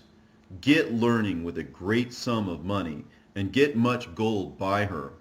Let your soul rejoice in his mercy, and be not ashamed of his praise.